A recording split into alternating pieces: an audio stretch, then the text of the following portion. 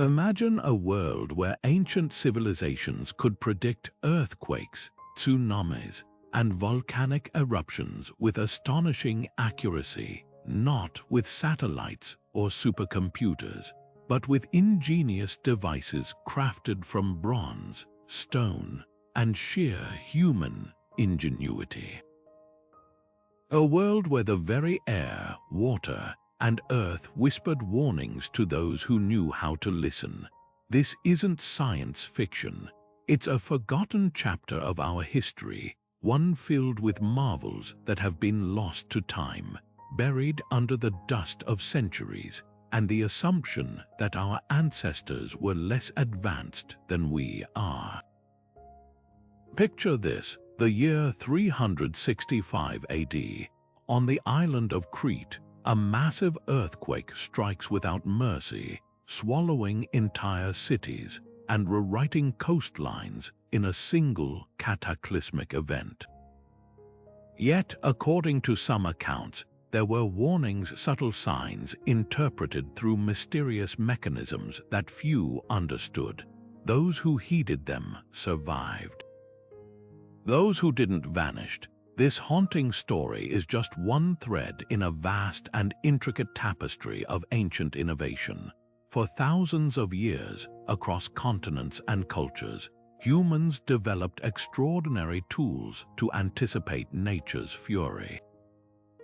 From intricate bronze seismoscopes in Han Dynasty China to celestial calculators in ancient Greece, these devices weren't just crude prototypes. They were sophisticated systems, born of careful observation, cultural wisdom, and a deep reverence for the natural world. In this video, we'll embark on a journey to rediscover 25 of these forgotten ancient devices, each one a testament to humanity's timeless quest to foresee disaster and protect what matters most. We'll explore how they worked, why they were so effective, and how they blended science with spirituality in ways that still challenge our modern understanding. You'll see how the past might just hold the keys to our future, especially in an era of increasing climate uncertainty. So settle in, open your mind, and get ready to be amazed. The story we're about to unravel isn't just about history. It's about resilience, creativity, and the unbreakable human spirit. Long before the hum of supercomputers or the precise readings of digital seismographs, our ancestors were already mastering the art of prediction by forging a deep, intimate relationship with the natural world. They didn't have our technology, but they possessed something equally powerful: generations of meticulous observation, a willingness to listen, and a holistic view of the universe where every element, from the stars above to the insects below, was interconnected. In ancient China, diviners would heat oracle bones until they cracked, interpreting the patterns not just as messages from the gods, but as indicators of coming weather shifts and potential societal upheavals. Over in Greece, brilliant engineers constructed complex hydraulic devices that simulated the motions of the heavens, believing that celestial harmony and earthly chaos were two sides of the same coin. These cultures didn't see science and spirituality as separate realms. To them, a change in the wind could be both a physical phenomenon and a divine omen. Great thinkers like Aristotle carefully documented his theory that earthquakes were caused by powerful winds trapped in subterranean caves, rushing to escape and shaking the ground in their fury. While not accurate by today's standards, this idea was revolutionary for its time because it sought a natural, observable cause for a terrifying event, moving beyond pure myth. Meanwhile, in ancient India, scholars compiled vast texts that detailed the subtle atmospheric pressure changes preceding the monsoon rains, knowledge that was absolutely vital for agriculture and survival. They noticed how certain animals behaved restlessly before a storm, how the quality of light would shift, and how the very air would feel different. This wasn't mere superstition. It was a form of rigorous, empirical data collection passed down through songs, stories, and formal records. This foundational context is crucial because it redefines our understanding of ancient innovation. These prediction methods were born from necessity, a desperate and brilliant bid for survival in a world full of unpredictable forces. Every device we are about to explore is a product of this worldview, a tangible expression of humanity's desire to find order in chaos, to protect their communities, and to understand their place within a vast and living cosmos. Their ingenuity lay in their ability to repurpose everyday materials into extraordinary tools, blending art, science, and belief into mechanisms that could literally sense the tremors of the coming storm. With this perspective in mind, we can truly begin to appreciate the first and perhaps most famous of these forgotten marvels. Our journey into these forgotten devices begins in the year 132 AD, in the bustling capital of China's Han Dynasty. Here, a brilliant court astronomer and engineer named Zhang Heng presented the emperor with an object that seemed almost magical, a large, ornate bronze vessel, beautifully sculpted with 8 dragon heads encircling its top, each one clutching a heavy bronze ball in its jaws. Positioned directly below each dragon was a corresponding bronze frog, its mouth wide open, ready to receive. To the untrained eye, it was a magnificent work of art. But to Zhang Heng, it was something far more profound: the world's very first seismoscope, a machine designed to perceive the invisible tremors of the Earth itself. The principle behind its operation was nothing short of genius. Historical accounts suggest that inside the vessel, a delicate, inverted pendulum was carefully balanced at its center. When seismic waves from a distant earthquake rippled through the ground, they would disturb this precise equilibrium. The pendulum would sway in the direction of the tremor's epicenter, triggering a clever series of levers or gears inside the dragon's body. This mechanism would cause just one of the 8 dragon heads to release its ball, which would then drop with a loud, resonant clang into the mouth of the frog waiting below. The direction the dragon faced, north, south, east, west, or any of the intercardinal points, pinpointed the origin of the quake for officials hundreds of miles away. The device's incredible accuracy was famously documented during a startling event. One day, a dragon facing west suddenly released its ball, yet no one in the capital felt even the slightest shake.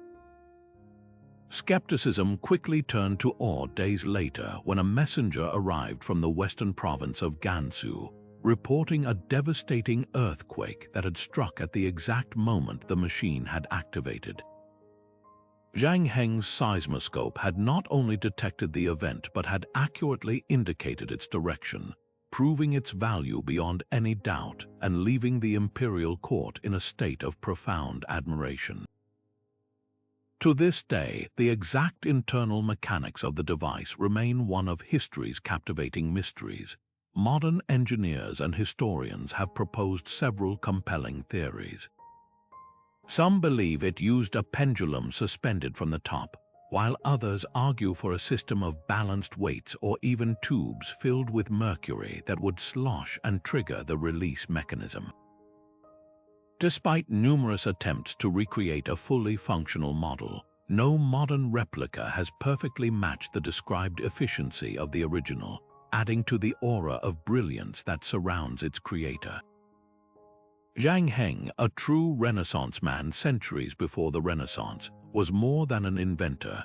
He was a poet, artist, and mathematician who embodied the seamless fusion of artistic beauty and scientific inquiry.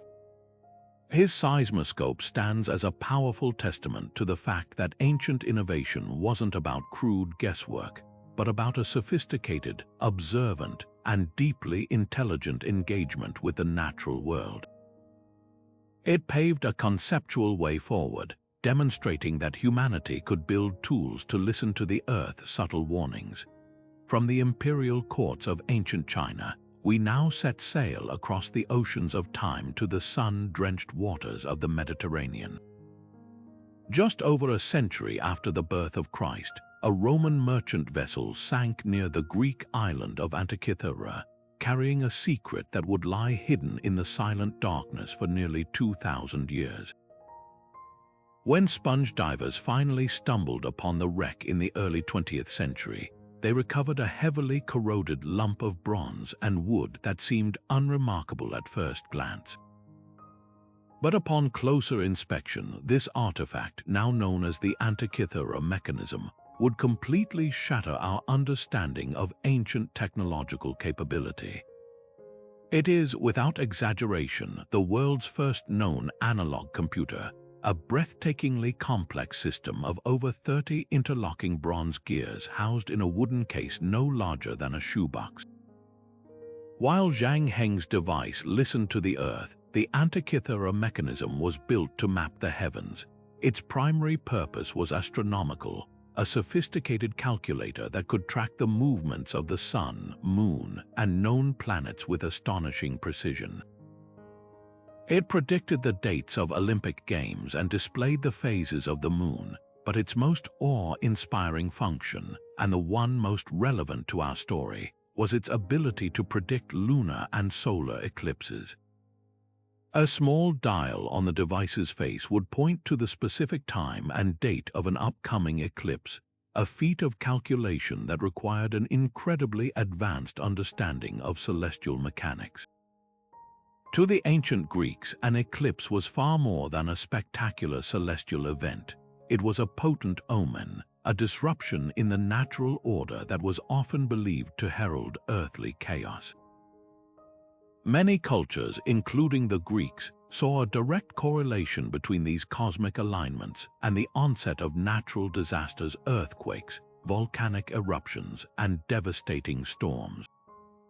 The genius of the mechanism lies in its embodiment of the Hellenistic worldview, a perspective where science, mathematics, and spirituality were not separate fields but interconnected threads of the same cosmic fabric. The device didn't just calculate, it interpreted. By accurately forecasting an eclipse, it provided a window into what the ancients believed was a moment of heightened vulnerability, a time when the alignment of celestial bodies could exert a tangible, and often destructive, force upon the world below. This was not mere superstition but a sophisticated theory of cosmic interconnection. A priest or scholar turning the mechanism's hand crank wasn't just generating a date, they were receiving an early warning, a chance to prepare their community for potential upheaval that might follow the darkening of the sun or moon. The engineering behind this prediction is what truly stuns modern historians. The mechanism utilized a complex differential gear system, a technology once thought to have been invented over a millennium later. This gearing allowed it to account for the irregular orbits of celestial bodies, particularly the Moon, making its eclipse predictions remarkably reliable. It was a masterpiece of miniaturization and precision machining, its gears cut by hand with a level of accuracy that rivals some modern instruments. This was not a device built by isolated eccentrics. It represents the pinnacle of a thriving tradition of scientific instrumentation, a tradition that was largely lost following the decline of the Hellenistic world and the rise of the Roman Empire. The Antikythera mechanism forces us to expand our definition of an ancient prediction device. It wasn't a simple sensor reacting to an immediate change in the environment. It was a sophisticated predictive engine using mathematical models to forecast future events based on the unchanging cycles of the cosmos. It stands as a powerful monument to a lost era of scientific inquiry, reminding us that the drive to understand and anticipate the forces of nature has always been a hallmark of human ingenuity, whether we are listening to the tremors in the ground or calculating the precise motions of the stars.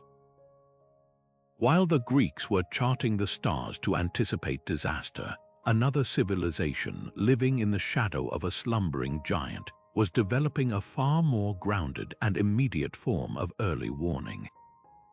The bustling Roman city of Pompeii, nestled in the fertile shadow of Mount Vesuvius, was a community intimately familiar with the mountain's occasional rumblings. Long before the cataclysm of 79 AD, the people of this region had honed a remarkably practical system to detect the mountain's growing anger, turning everyday household items into ingenious volcanic gas detectors. Their primary tools were not complex machines, but objects of daily life, highly polished bronze mirrors and smooth, dark stones. They would place these reflective surfaces near known volcanic vents and fissures on the mountain slopes, areas that would occasionally puff out wisps of steam. The principle was simple yet effective. When the volcano began to stir deep below, it would release increasing amounts of sulfur dioxide and other corrosive gases. These gases would react with the metal of the bronze mirror, causing it to rapidly tarnish, cloud, and discolor. A once clear reflection would become a blurred, hazy image, signaling a change in the mountain's exhalations. Similarly, the polished stones would develop a chalky, discolored film. This visible change served as a tangible, undeniable alarm bell, but the Romans of Pompeii did not rely on technology alone. They paired these physical observations with a sharp awareness of the natural world, particularly the behavior of animals. It was well documented that in the days leading up to the eruption, the city's birds grew restless and were seen fleeing the area in large numbers. Dogs were noted for their incessant barking and agitation, and even livestock became difficult to manage. This behavioral shift is something modern science now understands. Animals can be acutely sensitive to the low-frequency rumbles and subtle releases of gases that precede a major seismic event. The Romans, without this specific scientific knowledge, wisely integrated these animal warnings into their overall threat assessment. This combination of mechanical observation and biological indicator created a robust, multi-layered Chinese letter system. Warnings would be passed through the community, from farmers on the slopes to officials in the forum, allowing for some level of preparation. The profound tragedy of Pompeii is that these signs were present and noted, yet tragically not acted upon by everyone. The historical record, including letters from Pliny the Younger, describes the earthquakes and unusual phenomena in the days before the cataclysm. For many, however, the warnings were either ignored or rationalized away. Some may have grown accustomed to the mountain's minor grumblings, while others might have been hesitant to abandon their homes and livelihoods on the basis of a tarnished mirror and some nervous pets. This very human story underscores a challenge that persists to this day in disaster preparedness: the gap between receiving a warning and heeding it. The silent ruins of Pompeii stand as a permanent monument to this critical lesson, demonstrating that the most sophisticated prediction device is useless without a culture that is prepared to listen and act. The methods developed there, a blend of simple innovation and acute environmental observation, form a direct through line to the practices of modern volcanology, which still monitors gas emissions and animal behavior as key indicators of an impending eruption. Deep within the lush rainforests of Central America, the ancient Maya developed a prediction method that turned the very earth into a musical instrument. They constructed magnificent limestone pyramids and specially designed resonance chambers like those found at the great city of Capon with an acoustic secret. These weren't just religious sites or royal tombs, they were sophisticated listening devices engineered to detect the subtlest groans of the planet. The Maya understood that limestone, the primary building material of their sacred structures, possessed unique sonic properties. It could capture, amplify, and transform vibrations traveling through the ground long before human senses could perceive them. The process was both a science and a sacred ritual. Priests would enter these chambers and produce specific, consistent tones, perhaps by striking a carefully tuned drum made of deerskin or by blowing into a large conch shell trumpet. In times of geological calm, the chamber would respond with a predictable, stable echo, a harmonic signature that was considered normal. But as tectonic plates far below began to grind and build up immense pressure, they would generate a constant stream of low-frequency infrasound. This subterranean stress altered the acoustic properties of the chamber itself. The same drumbeat or conch blast would now produce a different sound, a dissonant harmonic, a wavering pitch, or an echo that faded too quickly or lasted too long. To a trained priestly ear, this shift in the sonic landscape was a clear and urgent warning of the Earth's instability. This practice reveals a breathtakingly holistic worldview. The Maya didn't view these acoustic warnings in isolation. They meticulously correlated them with the celestial events they so precisely tracked in their complex calendar systems and recorded in their painted codices. A specific harmonic shift detected in a chamber at Capon might be cross-referenced with the position of Venus or an upcoming solar eclipse, events they also associated with earthly upheaval. This created a multi-layered early warning system that integrated astronomy, architecture, and geophysics into a single, coherent philosophy of prediction. It was a belief that the cosmos, the Earth, and humanity were all connected in a delicate dance, and a disruption in one realm would manifest in another. The tragic loss of this profound knowledge is a direct result of the Spanish conquest in the 16th century. With the systematic destruction of Maya cities and the burning of their codices by missionaries, vast libraries of astronomical data and acoustic observation were lost forever. What remains are the silent stone chambers themselves. Modern archaeologists and acoustic engineers have studied these spaces, confirming their remarkable sonic properties. The whispering galleries and strange echoes experienced by tourists today are faint echoes of a much more purposeful and profound technological application. The Maya mastery of resonant frequency stands as a powerful testament to a different kind of innovation, one that sought not to dominate nature, but to listen to it intently, to understand its language of vibrations, and to hear the coming earthquake long before it ever arrived. Leaving behind the humid jungles of the Maya, we journey now to the sun-scorched plains of northwestern India, where ancient engineers turned the very challenge of water scarcity into a brilliant tool for predicting disaster. Here, in arid regions prone to both devastating droughts and powerful earthquakes, they constructed monumental stepwells, vast, inverted pyramids carved down into the earth, with intricate staircases descending to the water table. The most famous of these, Chand Bayori in Rajasthan, is a breathtaking architectural marvel with over 3,500 steps cascading down 13 stories. But these structures were far more than just reliable water sources or places of cool respite. They were sophisticated environmental monitoring stations, some of the most advanced of the ancient world. The engineers who designed these stepwells incorporated a highly precise system of measurement. The walls were often inscribed with meticulous markings and gauges, much like a giant ruler plunged into the earth.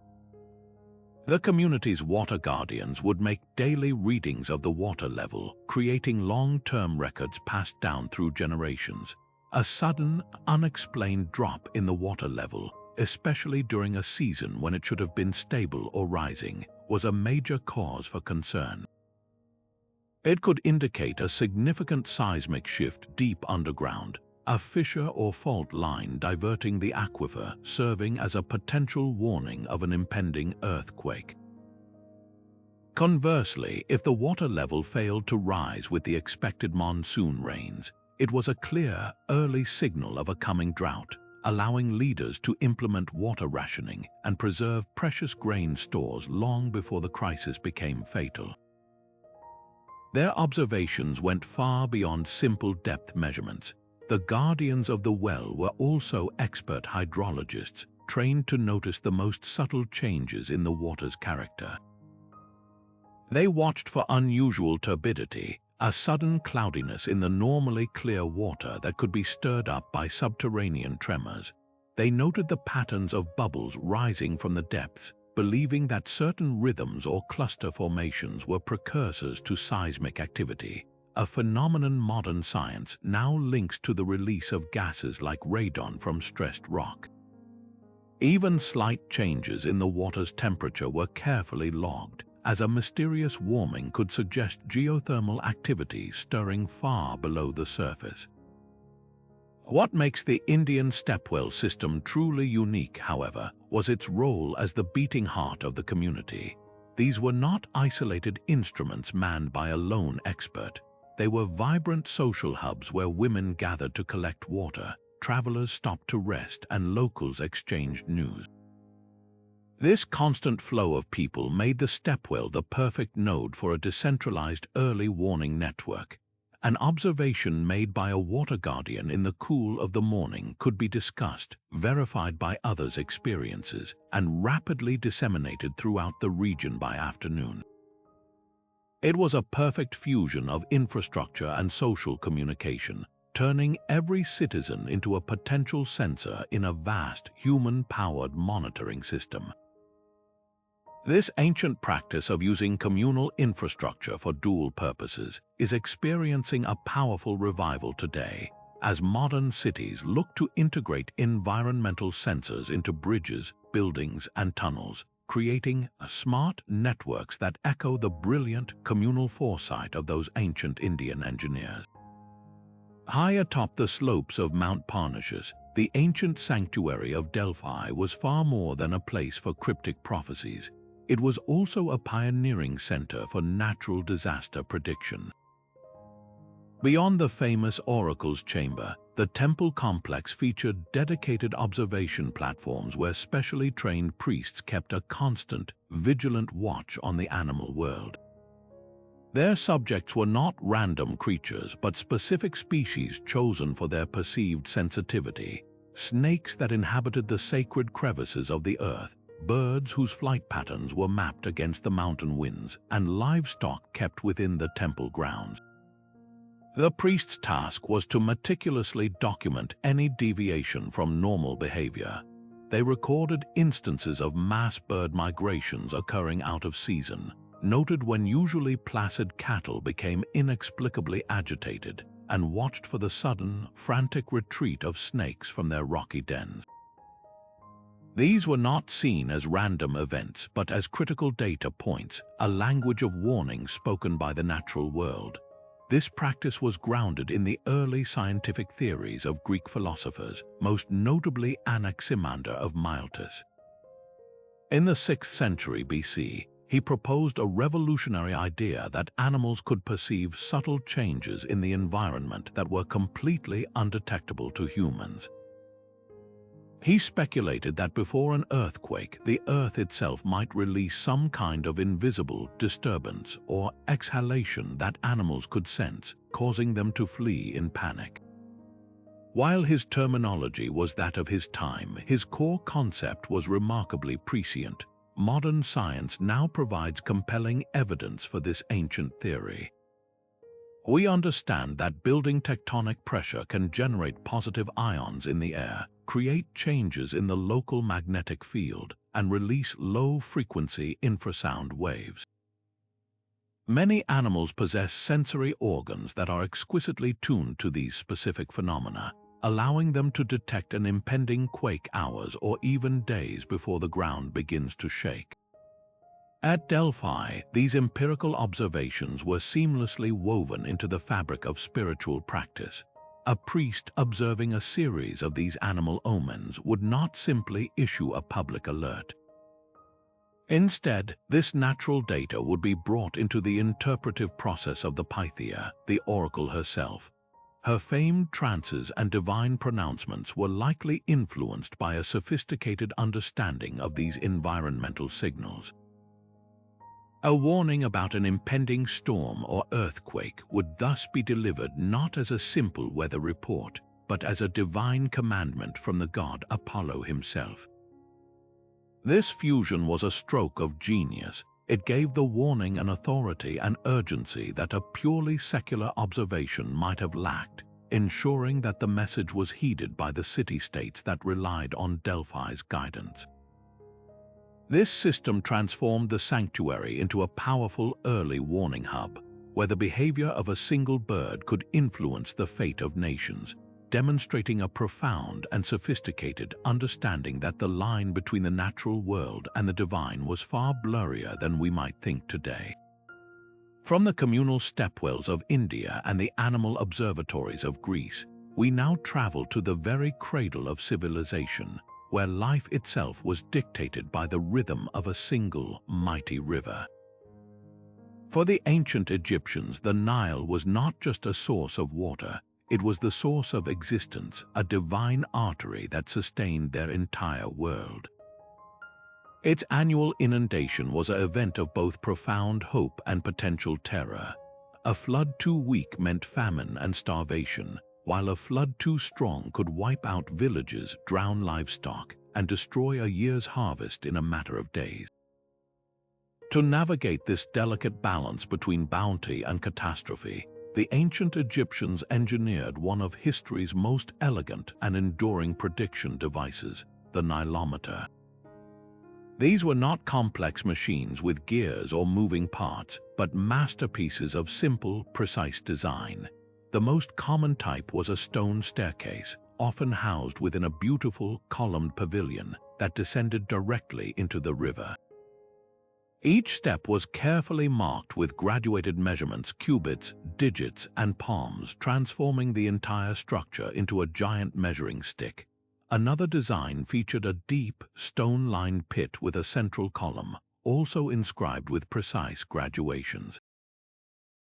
Priests who held the crucial role of hydrologists would descend these steps daily during the flood season, reading the water level with meticulous accuracy. But their observations went far beyond simple depth. They also noted the water's clarity and color. The first arrival of the floodwaters was typically a reddish-brown, thick with the fertile silt from the Ethiopian highlands that would rejuvenate the farmlands. This was the celebrated Red Nile, a sign of coming abundance. Water that remained too clear for too long signaled a poor flood, carrying little life-giving silt. This empirical data was then woven into a grand cosmic narrative. The Egyptians famously correlated the Nile's behavior with the heliacal rising of the star Sirius, when it first becomes visible above the eastern horizon, just before dawn after a period of invisibility. This celestial event, which occurred in mid-July, almost always coincided with the beginning of the annual flood. The connection was so reliable that it formed the basis of their solar calendar. To the Egyptian mind, this was no mere coincidence, it was divine communication. The goddess Sopdet, personified by Sirius, was signaling her brother, the god Hapi, the personification of the Nile, to release the floodwaters. The Nylometer was the instrument through which the priests could read this divine message, translating the will of the gods into actionable data for the state. The most famous and well-preserved Nylometer stands on Elephantine Island at Aswan, a site chosen for its position at the Nile's first cataract, where the river's changes were most pronounced. The readings taken here were of paramount importance. Messengers would swiftly carry the results down river to the pharaoh's court in Memphis. Based on this early warning, the central government could enact a sophisticated form of ancient risk management. A prediction of a low flood meant implementing strict rationing, releasing grain from state granaries, and negotiating trade for emergency supplies. A prediction of an excessively high flood would trigger plans for the controlled evacuation of low-lying areas and the fortification of dikes and canals. The Nylometer was, in effect, the dashboard of the Egyptian economy, and its readings allowed the pharaoh to demonstrate his divine mandate by protecting his people from disaster. This seamless integration of religion, astronomy, and civil engineering created a predictive system so effective that its basic principles are still studied by hydrologists today, a timeless testament to humanity's quest to understand and harness the forces of nature. High in the thin air of the Andes, where the peaks of volcanoes pierce the clouds, the Inca Empire engineered a remarkable system for listening to the whispers of the mountains themselves. They carved shallow, wide stone basins and strategically placed them on high ridges and plateaus, directly in the path of the prevailing winds that swept across their vast territory. These were not ceremonial pools or water collectors. They were sophisticated volcanic ash traps designed to capture the faintest traces of a distant mountain's breath. When a volcano like Huaynaputina, known to the Inca as a sleeping giant of immense power, began to stir, its first signs were often not tremors or rumbles, but a subtle exhalation of fine ash and pumice dust carried on the wind for hundreds of miles. The analysis conducted by the Inca priests or hamaks was a masterclass in early forensic geology. They would carefully collect the settled material and examine its unique composition. The color, grain size, and mineral content of the ash acted like a fingerprint, allowing them to identify exactly which volcano it had come from. A light, grayish ash might indicate a different type of magmatic activity than a darker, heavier particulate. More critically, they tracked the volume. A sudden increase in the amount of ash collected, or a shift from intermittent dustings to a constant, thin layer, signaled that the volcano's activity was escalating, moving from a passive state toward a potentially catastrophic eruption. This was not a standalone practice. The Incas brilliantly wove this geological data into a wider tapestry of environmental observation. They noted the unusual and rapid melting of glaciers on volcanic peaks, caused by rising geothermal heat from below. They paid close attention to the behavior of condors and other high-altitude birds, which would abandon their nests on the restless mountainsides. Each of these signals, the ash, the ice, the animals, formed a separate thread of evidence, and when woven together, they created a strong and reliable rope. OF Chinese letter. But this entire system would have been useless without a way to communicate the danger across an empire that stretched over 2,500 miles of some of the most rugged terrain on Earth. This is where the Inca demonstrated their true logistical genius. The stone basins were just one node in a vast network, connected by the most advanced communication system in the pre-Columbian Americas, the chasquis or relay runners. These highly trained athletes were stationed in pairs at small stone huts called tambos, built a day's run apart along the magnificent Inca road system.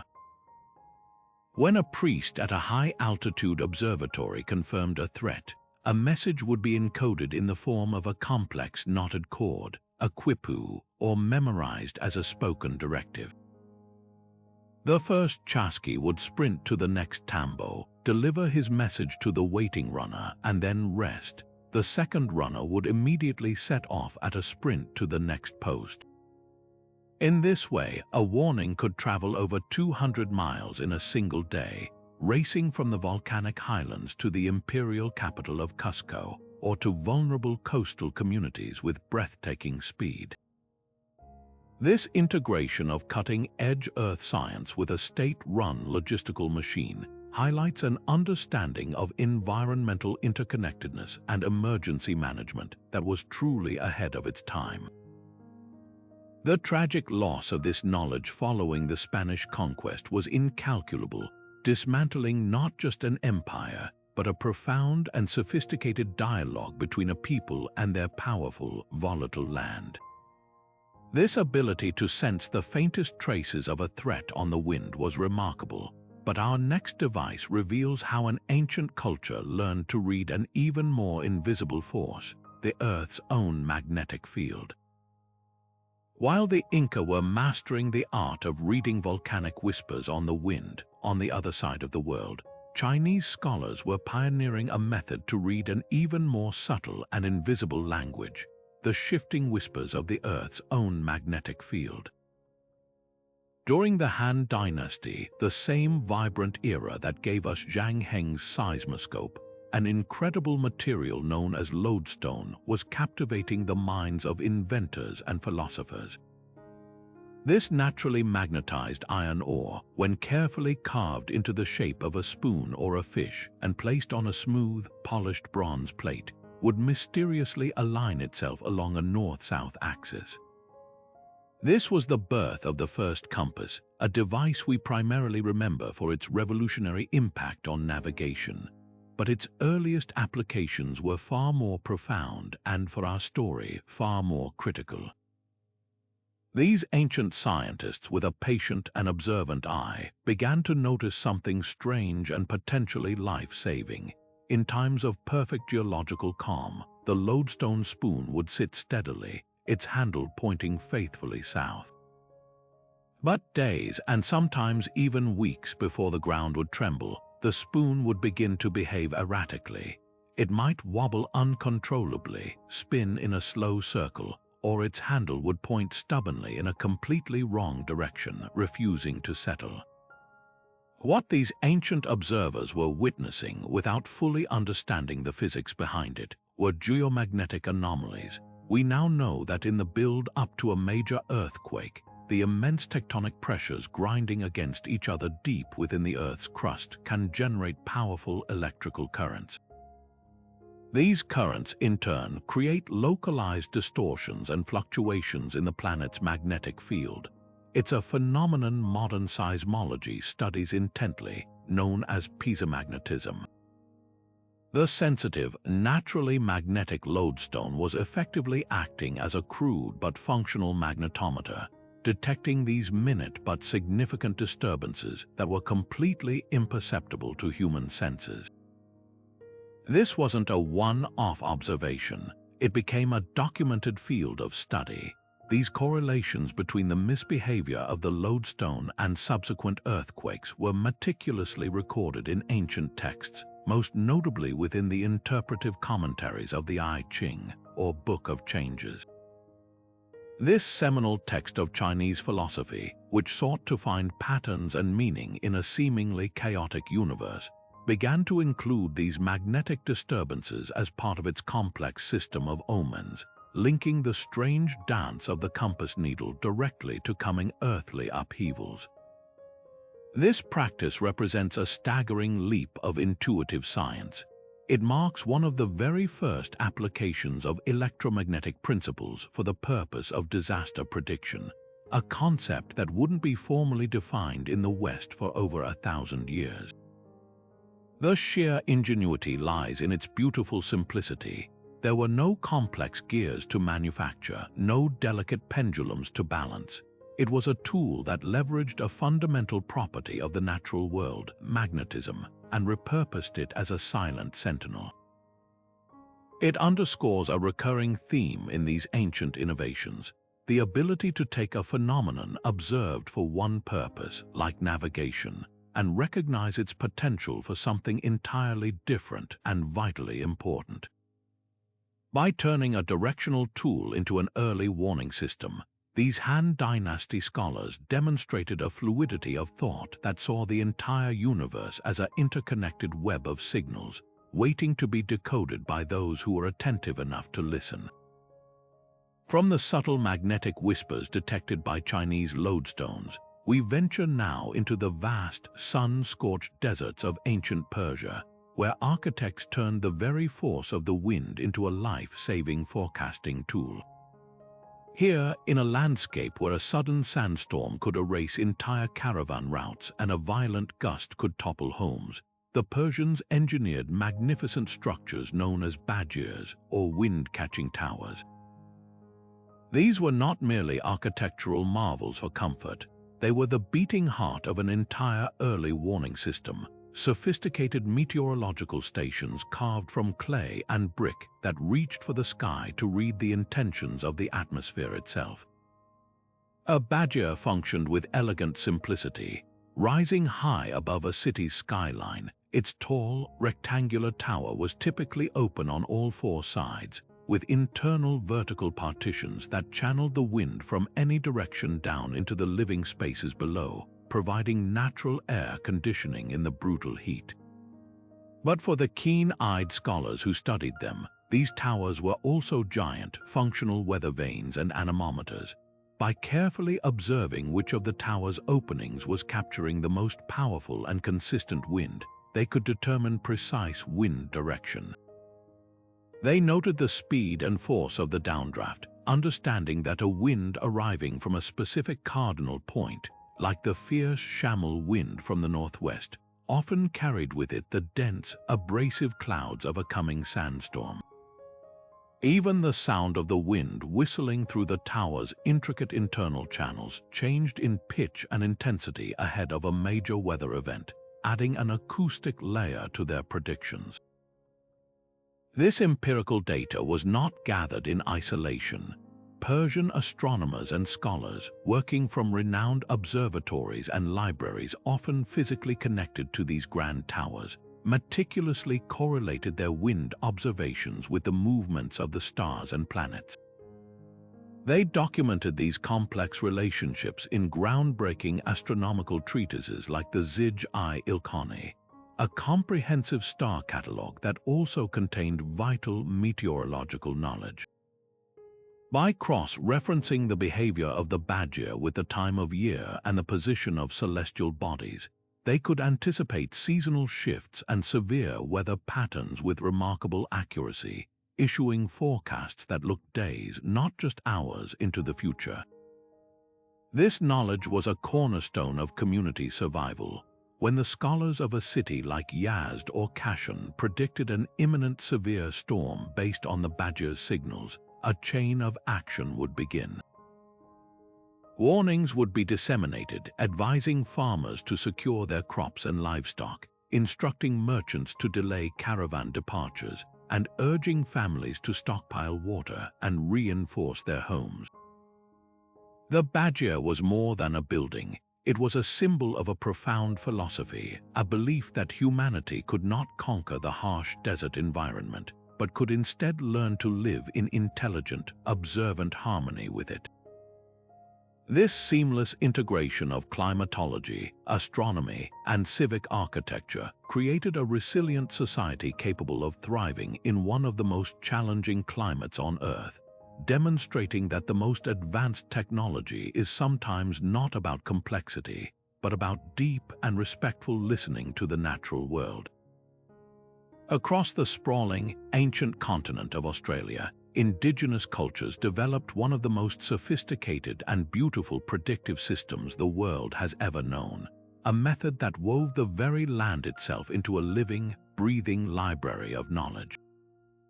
These were the songlines or dreaming tracks, intricate oral maps of the landscape that encoded far more than just directions for travel. They were a multidimensional navigational system, a legal document, a historical record, and most remarkably for our story, an early warning network for environmental change. Passed down through countless generations in a rich tradition of song, dance, and story, these songlines contained precise acoustic instructions for interacting with the environment. A particular verse might describe the exact rhythm and pitch to use when singing towards a specific, weather-worn cliff face, or the unique cadence for calling into a hollow, ancient gum tree. The predictive power of this practice lay in its breathtakingly precise observation of acoustics. The custodians of this knowledge understood that the echo returning from a rock formation was not a random sound. It was a precise acoustic signature, a direct reflection of the current environmental conditions. In times of stable weather and normal groundwater levels, the rock would return a familiar, predictable echo, a specific resonance and decay time that matched the stories told in the song. However, in the days leading up to a major event like a cyclone, the atmospheric pressure would begin to drop dramatically. This change in air density subtly altered the way sound waves traveled and bounced, causing the returning echo to sound slightly flatter, duller, or to arrive a fraction of a second later than expected. Similarly, during prolonged dry periods, the receding groundwater table would change the moisture content of the soil and the rock itself. A dry, parched landscape absorbs sound differently than a damp one. The once rich and vibrant echo might return as a thin, weak response, signaling a deepening drought long before the water holes visibly dried up. This was not a vague or superstitious practice. It was a highly refined form of empirical data collection, a science of listening. The songline provided the controlled bassline, the exact note and rhythm to sing, and the returning echo provided the real-time environmental data. A deviation from the expected acoustic response was a clear, quantifiable warning that something in the delicate balance of the land had shifted. This information was then rapidly integrated into the community's decision-making process. A warning of a coming cyclone would prompt the movement to sheltered valleys, while the early signs of a drought would trigger a planned migration towards known, reliable water sources that were also encoded within other songlines. This system allowed for a graceful, preemptive adaptation to environmental hardship, turning a potential catastrophe into a managed challenge. The true genius of the songline system is its holistic nature. It didn't treat disaster prediction as a separate technical field. It was woven inseparably into law, art, spirituality, and ecology, making the knowledge resilient, universally understood, and passionately preserved. Every member of the community, from the youngest child to the eldest elder, participated in the continual renewal of this knowledge simply by living their culture. The tragic disruption caused by European colonization meant that many of these intricate songlines were fragmented or lost. Yet, modern science is only now beginning to catch up to the principles behind this ancient wisdom. The field of acoustic tomography, which uses sound waves to map the properties of a medium, and the study of how infrasound can travel vast distances before major storms, are validating what Aboriginal cultures have known for millennia. This practice stands as a profound testament to the power of deep listening, reminding us that sometimes the most advanced technology is not a complex machine, but a keen ear, a rich culture, and a song that holds the memory of the land itself. While the Persians were reading the winds and Aboriginal Australians were listening to the echoes of the land in the island nation of Japan, a different kind of observation was taking root, one that found profound meaning in the delicate, fleeting beauty of a flower. In the refined courts of ancient Japan, among the poets and aristocrats who celebrated the cherry blossom for its symbolic representation of life's transient beauty, there existed a far more pragmatic tradition. Court officials tasked with the safety and stability of the realm became meticulous chroniclers of nature's calendar, keeping incredibly detailed records of the precise timing of the cherry blossom's arrival each spring. They noted not just the day the first blooms appeared, but the duration of their peak and the patterns of their fall, creating centuries-spanning datasets that we would now recognize as a pioneering form of phenology, the study of cyclic and seasonal natural phenomena. This practice was far more than an aesthetic pastime. It was a serious component of the state's early warning system. The underlying belief, documented in ancient chronicles like the Nihon Shoki and the Manyoshu, was that the natural world operated as a single, interconnected organism. A disruption in one part of the system, such as the immense subterranean pressures building before an earthquake or the subtle exhalation of gases from a restless volcano, would inevitably cause a ripple effect, manifesting in other, more easily observable parts of the environment. The venerable cherry tree, with its extensive and sensitive root system, was believed to be a particularly potent barometer for these deep earth anomalies. An unusually early bloom might be interpreted as a tree reacting to a mysterious surge of geothermal warmth from below the surface. A significantly delayed flowering, on the other hand, could suggest that the tree was somehow stressed or shocked by pre-seismic vibrations or shifts in groundwater chemistry that modern science now links to the release of radon gas and other elements from fracturing rock. The Japanese approach was remarkably systematic. These botanical observations were never viewed in a vacuum. A report of aberrant blooming from a specific region would be immediately cross-referenced with other natural signs, perhaps unusual bird behavior, strange cloud formations, or the agitated movement of fish in coastal waters. Most importantly, they were compared against the historical records of past seismic events, seeking patterns and correlations that could offer a predictive key. This created a multi-layered, holistic Chinese letter network where the timing of a flower was granted the same serious consideration as the rumble of the earth itself. It reflected a world where divinity and nature were inseparable. The kami, or spirits, were believed to inhabit all things, from the grandest mountain to the smallest blossom, and they communicated their intentions through the language of the natural world. A delayed cherry bloom wasn't just a meteorological curiosity. It could be a message from the kami of the mountain, a divine warning of impending upheaval. While the accuracy of this method was certainly inconsistent by modern standards, its core principle demonstrates a profound intuitive grasp of biophysics that is only now being validated.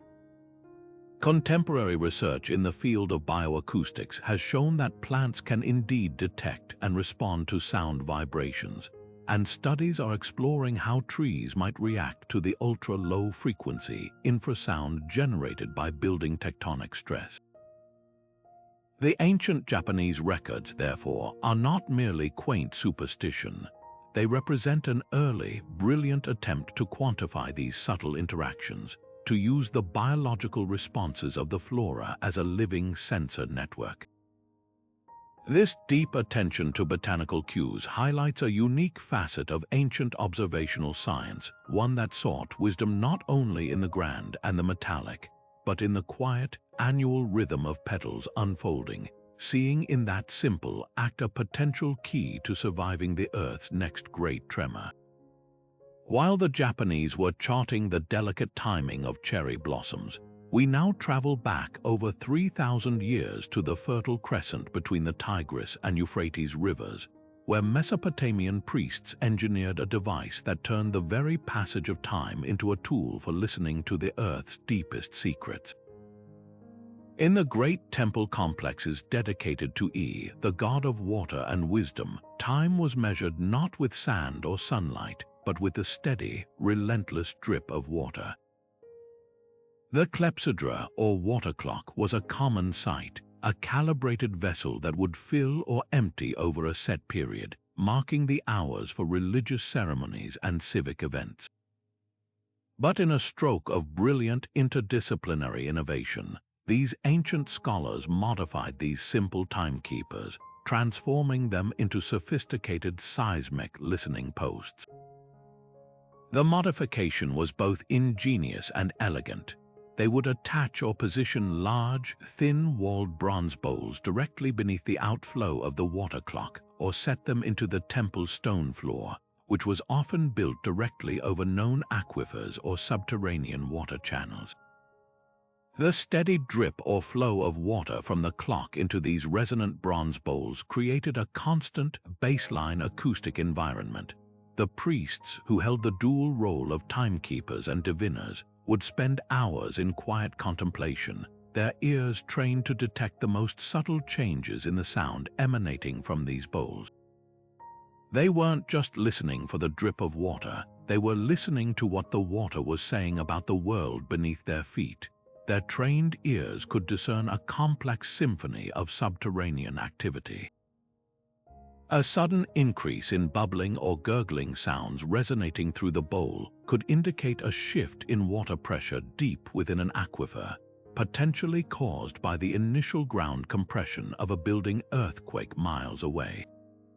A change in the pitch or frequency of the reverberations, a slight sharpening or flattening of the tone, might signal that the path of the underground water had been subtly altered by seismic activity, changing how the sound waves traveled through the rock and water before being amplified by the bronze dish. Even the absence of expected sounds could be a warning. A sudden silencing of the usual gentle echoes might suggest a blockage or diversion upstream, a potential precursor to a flash flood if the blocked water were to be released suddenly during a seasonal storm from the northern mountains. This practice was deeply rooted in their worldview and their environment. Living in a flat river plain prone to both unpredictable earthquakes and devastating floods from the uplands, the Mesopotamians saw water as both the source of life and a bringer of chaos. Their god of wisdom, was also the lord of the freshwater abyss, the Apsu, from which all knowledge and all dangers were believed to flow. By listening to the water, they were quite literally seeking wisdom from their god, interpreting the hydraulic sounds as divine messages about impending natural events. This fusion of hydrology, acoustics, and theology created a powerful early warning system that was housed within the very heart of their spiritual life. The principle they mastered, that sound travels differently through different media under stress, is a cornerstone of modern seismology, which uses sophisticated hydrophones and geophones to listen for the very same acoustic clues in the Earth's crust, proving that these ancient priests were not merely superstitious, but were pioneering empirical observers of the physics of our planet. While the Mesopotamians were listening to the whispers of underground water through their bronze bowls, the ancient Egyptians were mastering a different element entirely: the relentless, life-giving, and occasionally lethal power of the sun. In the vast, open landscapes of the Nile Valley, where the horizon stretched uninterrupted and the sky dominated daily life, they developed an instrument of beautiful simplicity that served a dual purpose far beyond mere timekeeping. This was the shadow clock, or gnomon, a device that most civilizations used to mark the hours, but which Egyptian priests transformed into an ingenious early warning system for one of the desert's most fearsome phenomena: the haboob, a massive, suffocating wall of dust and sand that could descend from the Sahara with terrifying speed. The standard shadow clock was a straightforward tool, a vertical stick or an obelisk-like stone pillar planted firmly in the ground. As the sun moved across the sky, the shadow it cast would sweep around in a predictable arc, its length shortening towards noon and lengthening again towards evening. For most cultures, this was the entirety of its function, but the Egyptian priests, who served as the state's astronomers, meteorologists, and record keepers, noticed something else. They observed that the quality of the shadow itself held vital information.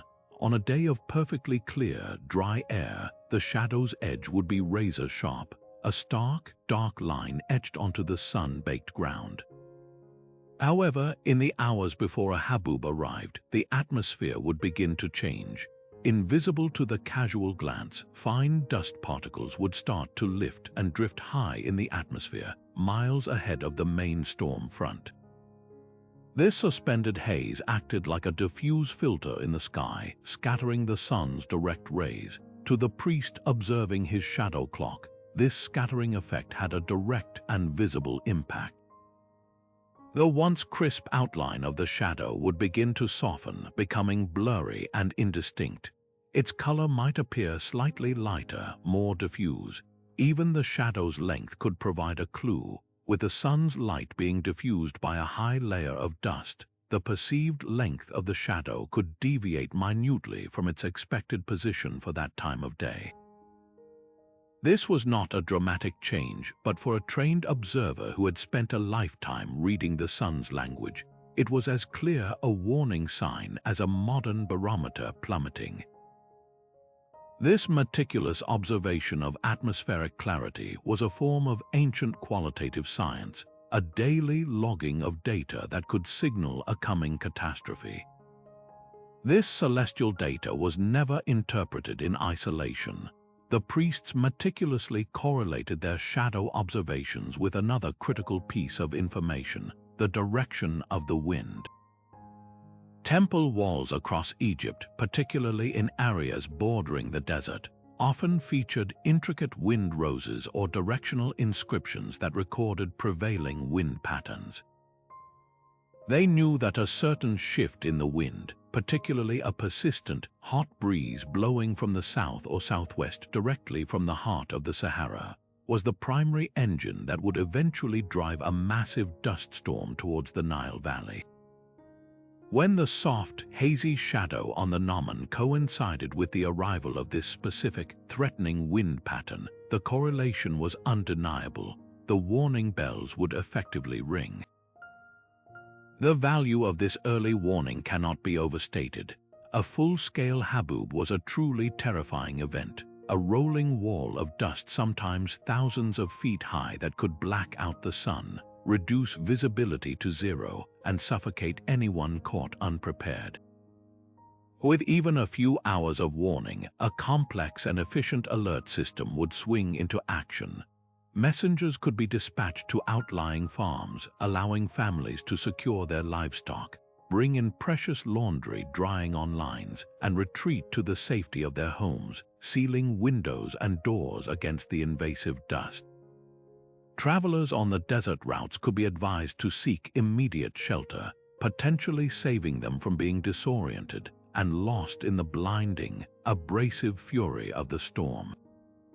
This system turned a simple stick in the ground into a powerful tool for risk mitigation, saving countless lives and protecting the economic livelihood of the region. The true brilliance of the Egyptian system lies in its breathtaking economy of ingenuity. They didn't need to invent a complex new technology. They simply learned to read their existing technology with a deeper, more nuanced understanding.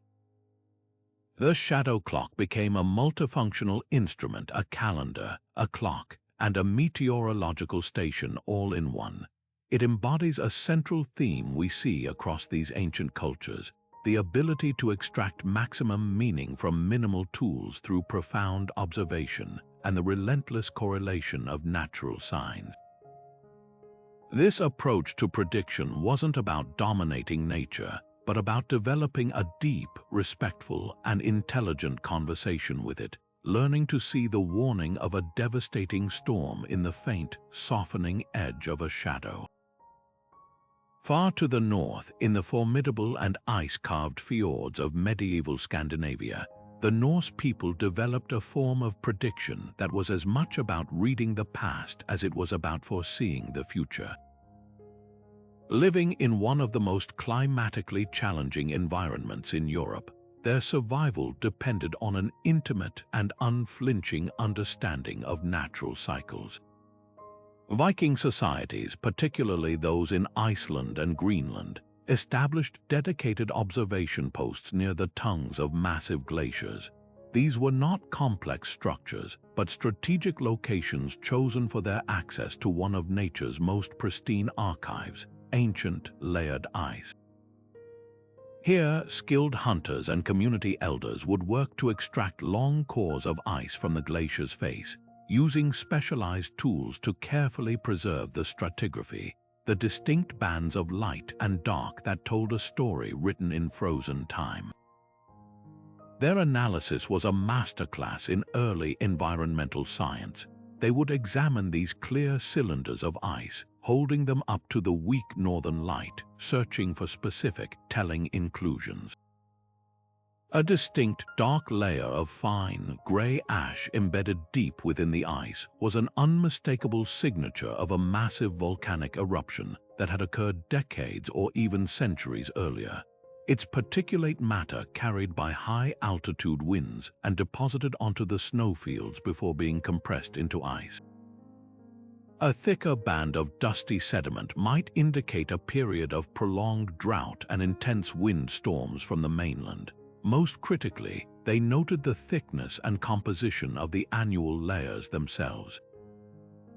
A series of unusually thin, dense winter layers suggested a period of harsh, cold winters with little snowfall, a pattern that often preceded longer periods of climatic hardship. By analyzing the sequence and frequency of these events within the ice core, they could begin to identify cyclical patterns, much like a modern climatologist would. If the core revealed that a period of volcanic activity 5 generations prior had been followed by a decade of poor fishing and failed harvests, and they were now seeing similar ash layers in recent ice, it served as a powerful, data-driven warning to prepare for potential famine. This empirical observation was seamlessly woven into the rich tapestry of Norse mythology and oral history, creating a resilient narrative-based warning system. The same elder who interpreted the ice layers might also recount the epic tale of the Fimbulwinter, the great winter of Norse prophecy that would precede the end of the world, a story that encoded very real folk memories of past volcanic winters caused by ash clouds blocking the sun. They spoke of the Jötnar, the frost giants, whose restless movements were believed to cause the glaciers to creak and calve, and they carefully tracked the movement of sea ice, knowing that an early advance of pack ice meant a longer, more dangerous winter for coastal settlements. This was not a contradiction between science and superstition, but a holistic strategy for survival. The ice core provided the physical, verifiable data, and the folklore provided the memorable narrative framework to communicate that risk across generations, ensuring the knowledge was not just stored, but emotionally resonant and unforgettable. This practice represents one of the earliest known forms of paleoclimatology, the study of past climates to understand future trends. The Norse were using the glacier as a library, reading its frozen volumes to make informed predictions about coming seasons. Their resilience in the face of the Little Ice Age and other climatic shifts was undoubtedly bolstered by this deep time perspective, allowing them to adapt their farming, fishing, and exploration strategies.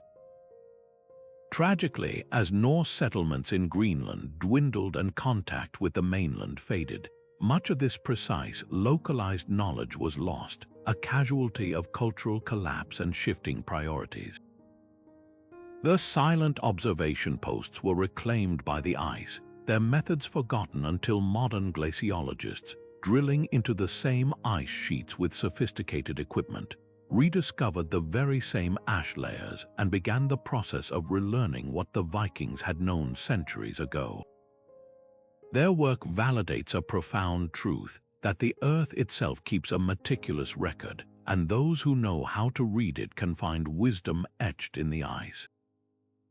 Meanwhile, in the fertile plains between the Tigris and Euphrates rivers, the brilliant astronomers of ancient Babylon were perfecting a device that would allow them to map the heavens with such precision that they believed it could reveal the future of the world below. The astrolabe, an intricate disk of metal or wood etched with a complex web of circles and coordinate points, was their master key to the cosmos. While later civilizations would use it primarily for navigation and timekeeping, the Babylonians wielded it for a far more ambitious purpose, to systematically correlate the unwavering motions of the planets with the chaotic and terrifying unpredictability of weather and seismic disasters. Their fundamental belief, meticulously detailed on thousands of surviving clay tablets, was that the universe operated as a single, interconnected mechanism. A celestial event, such as the precise conjunction of the massive planets Jupiter and Saturn, was not merely an astronomical spectacle. It was a cause that would have a direct and measurable effect on the Earth, potentially triggering a catastrophic earthquake, a devastating flood of the Euphrates or a ruinous drought. This was not a vague superstition but a rigorously data-driven endeavor, arguably one of the first great projects in the history of predictive science. The Babylonians were unparalleled masters of meticulous, long-term record-keeping. For centuries, priest astronomers stationed in the great ziggurats, like the famed Etemenanki in Babylon, made nightly observations, logging every planetary movement, every lunar eclipse, and every meteor shower. Alongside these celestial records, they kept equally detailed logs of earthly events, river levels, major storms, dates of harvests, and most importantly, every tremor and quake that shook the ground. Over generations, this accumulated a vast database of information. By cross-referencing these two sets of records using the astrolabe as their calculating engine, they began to identify recurring patterns. They might notice, for instance, that a specific configuration of Mars and Venus visible in the spring had, on multiple historical occasions, been followed by a poor harvest or a destructive seismic event in a particular region. This empirical correlation allowed them to create the world's first known predictive calendars for natural disasters. A warning generated by the astrolabe's readings and the supporting clay tablet records was a matter of grave state importance. A prediction of potential flooding would prompt the king to order the reinforcement of levees and the construction of emergency grain stores in elevated warehouses. A forecast of possible drought saw the implementation of water rationing and the dispatch of traders to negotiate for emergency supplies from neighboring regions. The most famous compilation of this knowledge, the monumental series of clay tablets known as Enuma Anu in Lil, served as the definitive reference guide for these astrological omens. It contained 70 tablets and thousands of entries, effectively creating a sprawling, probabilistic textbook for reading the will of the gods through the language of astronomy and applying it to earthly survival. The true legacy of the Babylonian astrolabe lies in this revolutionary fusion of detailed observation with systematic prediction. They effectively invented the concept of a forecast, moving beyond simple omen interpretation to a form of proto-scientific modeling based on historical data. This intellectual framework, born in the candlelit chambers of Babylonian ziggurats, would go on to profoundly influence the scholars of the Hellenistic world, who would add their own geometrical sophistication to the astrolabe, and later the golden age of Islamic science, where the device was refined to its highest form. While we now understand that the direct causal link between planetary alignments and earthquakes is negligible, the Babylonian method itself was a monumental leap in human thought. It represented the bold idea that the universe was orderly, that its patterns could be decoded, and that by understanding those patterns, humanity could gain a crucial window into the future, arming itself with knowledge to withstand the coming storm. Their work stands as a testament to the power of looking up at the stars not just in wonder, but with a relentless, analytical determination to find meaning and safety for those living on the ground below. Across the vast and varied landscapes of North America, long before the concept of a seismograph was ever formalized in the West, many indigenous cultures had already developed a profoundly elegant and effective method for listening to the Earth's subtle groans. Tribes such as the Cherokee, with their deep and enduring connection to the land, understood that the planet was not a silent, inert object, but a living, breathing entity that communicated through vibrations. They turned to one of their most sacred cultural objects, the large ceremonial drum, and repurposed it into a sophisticated seismic sensor. This was not a device built in a workshop. It was an instrument born of ceremony, now tasked with a vital, protective role. The process was one of exquisite sensitivity. A large, carefully crafted drum, often made from a hollowed log and stretched animal hide, would be placed in direct contact with the bare earth, sometimes in a specially prepared pit or on a stone slab that acted as a natural amplifier. In times of perfect geological calm, the drum possessed a specific, familiar resonance. A shaman with a lifetime of training and a deep, intuitive understanding of the instrument's voice would periodically check on it, not by striking it forcefully, but by placing a hand on its taut skin or leaning an ear close to its surface, listening and feeling for the most minute changes. In the days leading up to a significant seismic event, the immense tectonic pressures building deep below would generate a constant stream of low-frequency infrasound waves. These waves would travel through the rock and soil, causing the drum's membrane to vibrate almost imperceptibly. To the attuned senses of the shaman, the drum's silent hum would change. It might develop a faint, persistent quiver that could be felt under the palm, or emit a soft, dissonant tone that was absent during stable periods. This shift in the instrument's baseline state was a clear and urgent warning from the earth itself. But this technological observation was never a standalone practice. It was seamlessly woven into a holistic early warning system that integrated multiple layers of knowledge. The same shaman who monitored the drum would also be a keen observer of the natural world, noting if squirrels were fleeing an area for no apparent reason, or if birds had fallen silent and restless. Furthermore, dreams and visions were considered another critical data stream, a way of receiving intuitive information that the conscious mind might miss. A disturbing dream about the earth splitting open, experienced by multiple community members, would be taken just as seriously as the drum's new tremor or the odd behavior of the deer. All of these signals, the physical, the biological, and the spiritual, were brought together and deliberated upon by elders. It was this cultural convergence of evidence that created a robust and reliable Chinese letter system, where a decision to temporarily relocate a village to higher ground was made with collective wisdom and confidence. The drums themselves were far more than simple tools. They were sacred objects deeply embedded with spiritual meaning. Their hides were often painted with powerful symbols representing the unity of the earth and the sky, of the physical and the spiritual realms. The act of listening to the drum was therefore a form of prayer, a sacred dialogue with the forces of nature. This integration of music, ritual, and practical science created a powerful cultural narrative around disaster preparedness, making it a communal responsibility that was respected and understood by everyone.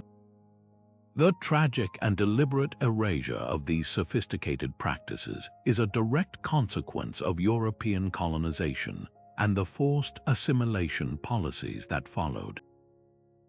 As native communities were displaced from their ancestral lands, their languages suppressed, and their ceremonial practices outlawed, this deep, place-based knowledge was fractured and in many cases lost entirely. The drum, once a listening device for the earth's whispers, was often silenced. Recognizing this loss is crucial, not only as a historical fact but as a reminder of the immense value of diverse knowledge systems. Today, as modern seismologists begin to formally study the potential of acoustic precursors to earthquakes, they are, in a way, rediscovering the principles that indigenous shamans understood and applied for centuries, proving that true innovation often lies not in complexity, but in deep, respectful listening. High in the remote, breathtakingly beautiful, and often perilous heights of the Himalayas, Tibetan Buddhist monks developed a prediction method that turned the very air into a canvas of warning. In monasteries perched on steep mountain slopes, they practiced an ancient form of divination known as Mo, a spiritual practice of seeking guidance that often involved the careful interpretation of natural signs. One of its most remarkable and practical applications was the use of specially prepared incense to assess the stability of the towering terrain that surrounded their communities. This was not a vague superstition. It was a highly refined form of early environmental monitoring, a sophisticated attempt to read the subtle language of the atmosphere to foresee catastrophic landslides and avalanches. The process was a precise ritual. The monks would craft their own incense from a unique blend of local natural materials, specific tree resins, aromatic herbs, and minerals gathered from the high mountain passes.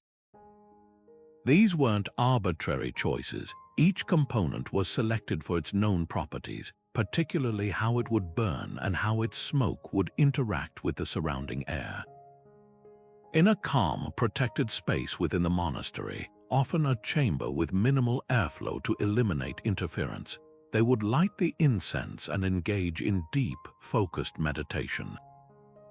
Their attention was fixed entirely on the behavior of the smoke as it rose from the burning cone or stick. They noted everything: the direction of its drift, the speed of its ascent, its color, and most importantly, its form. A smooth, coherent, and steadily rising column of smoke was interpreted as a positive sign, indicating a state of environmental balance and stable ground. However, if the smoke behaved erratically, if it swirled in chaotic vortices, fractured into disjointed patches, or clung to the ground in a sluggish, fragmented haze, it was seen as a potent omen of instability in the earth itself. This practice was born from generations of meticulous correlation. Over centuries, the monks had unconsciously become master empiricists. They had observed that in the days preceding a major landslide, the atmospheric conditions on the mountain would change in specific, measurable ways. The immense pressure of shifting rock masses deep within a slope can release subtle gases and alter local air pressure and humidity levels. These microclimatic changes directly affect how smoke behaves.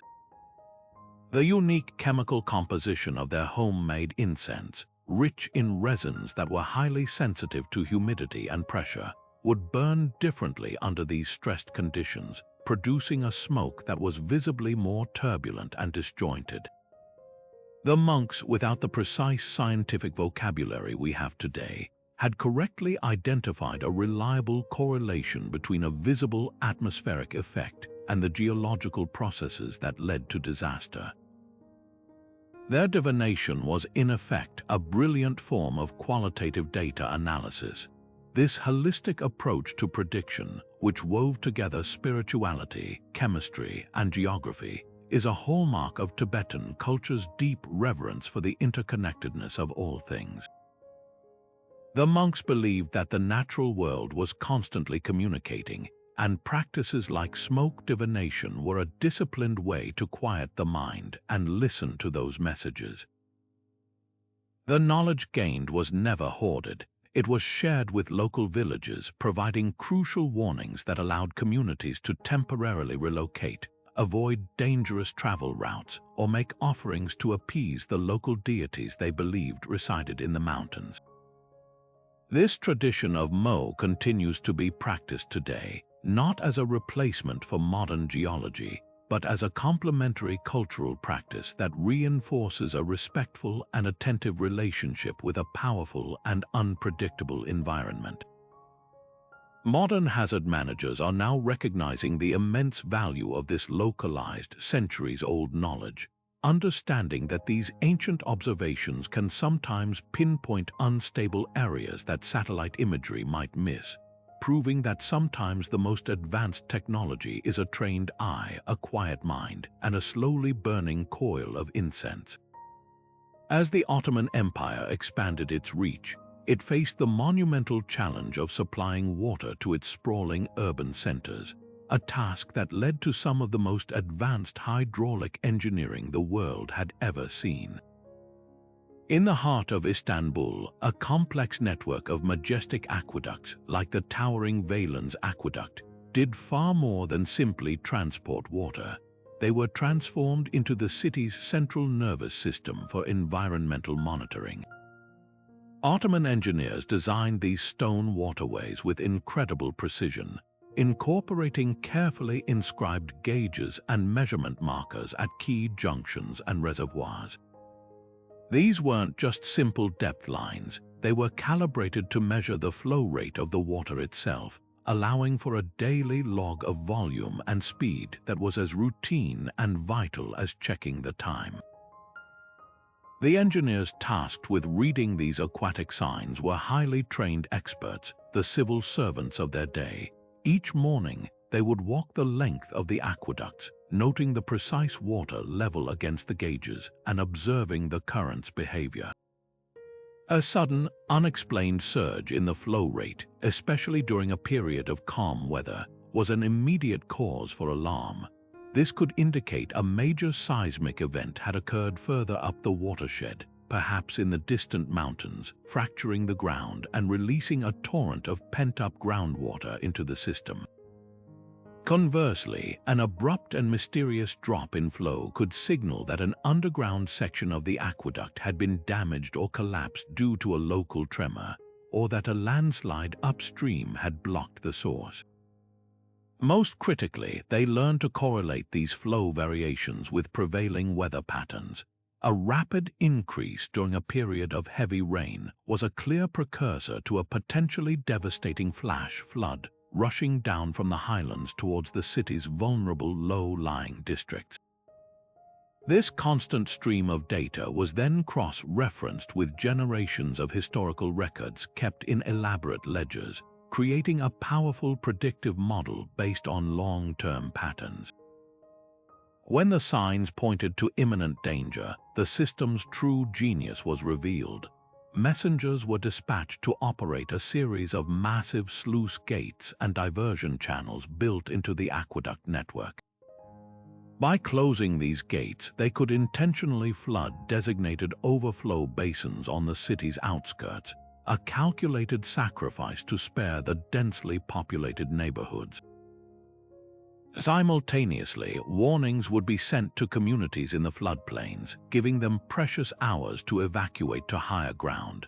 This wasn't just engineering, it was a sophisticated form of large-scale risk management, where the empire's most critical public infrastructure was also its most important early warning device.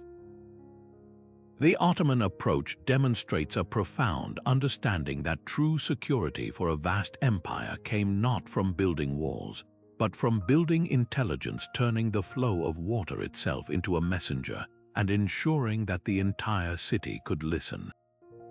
While the Ottomans were engineering vast aqueducts to monitor the flow of water for signs of impending disaster, in the dimly lit workshops and damp cellars of medieval Europe, a very different and far more perilous form of prediction was taking shape.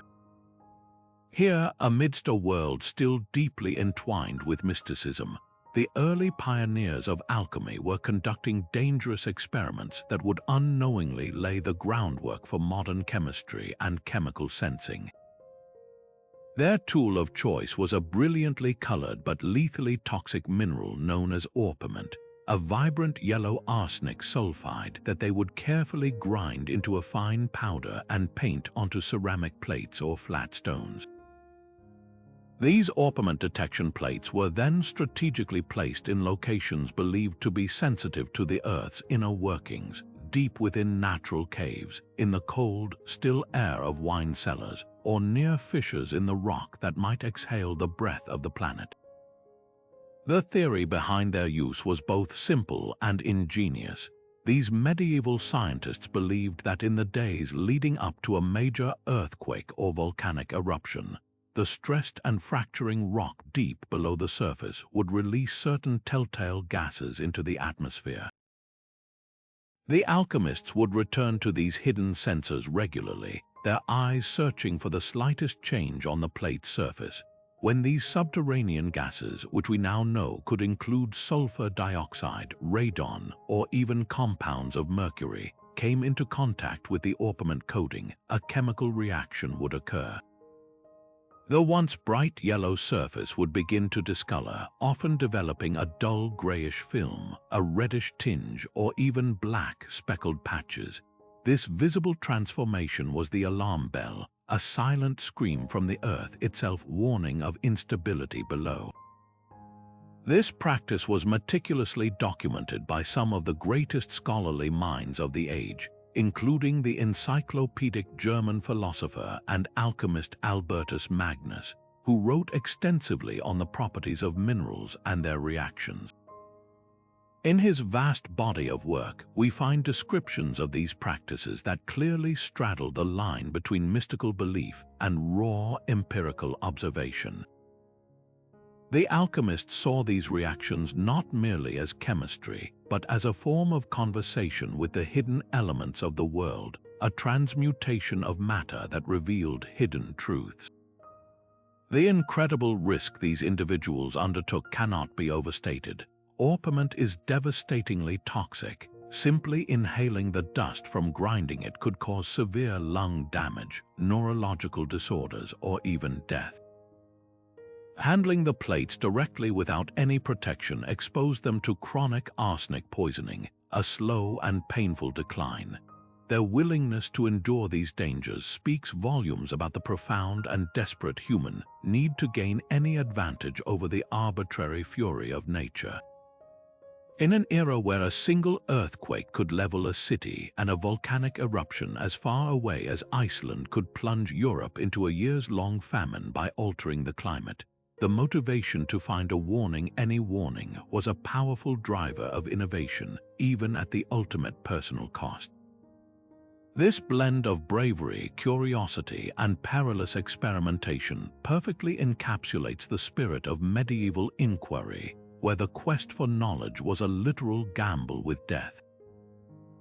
Their work, though shrouded in the language of mysticism and often leading to dead ends, was genuinely pioneering. They were among the first to attempt to use a specific chemical reaction as a dedicated sensor for a natural phenomenon, a concept that is the absolute bedrock of modern environmental monitoring. Today, we use electronic sensors to detect these very same gases, but the fundamental principle remains identical: identify a precursor event and find a way to make it visible. The tragic, poisoned alchemists in their cellars were the unwitting forerunners of this entire scientific field, their brightly colored, deadly plates serving as a stark monument to the lengths humanity will go to in its timeless struggle to predict the unpredictable.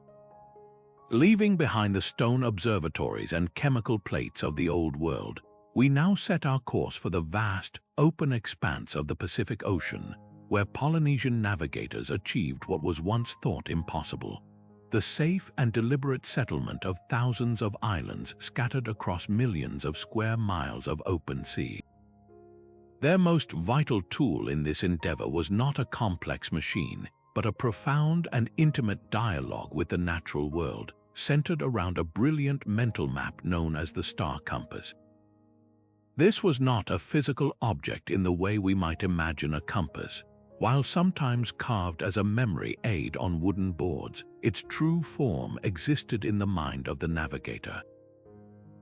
It divided the horizon into 32 houses, each one anchored by the rising and setting points of key stars and constellations, creating a celestial grid that could guide a voyaging canoe with pinpoint accuracy across trackless waters.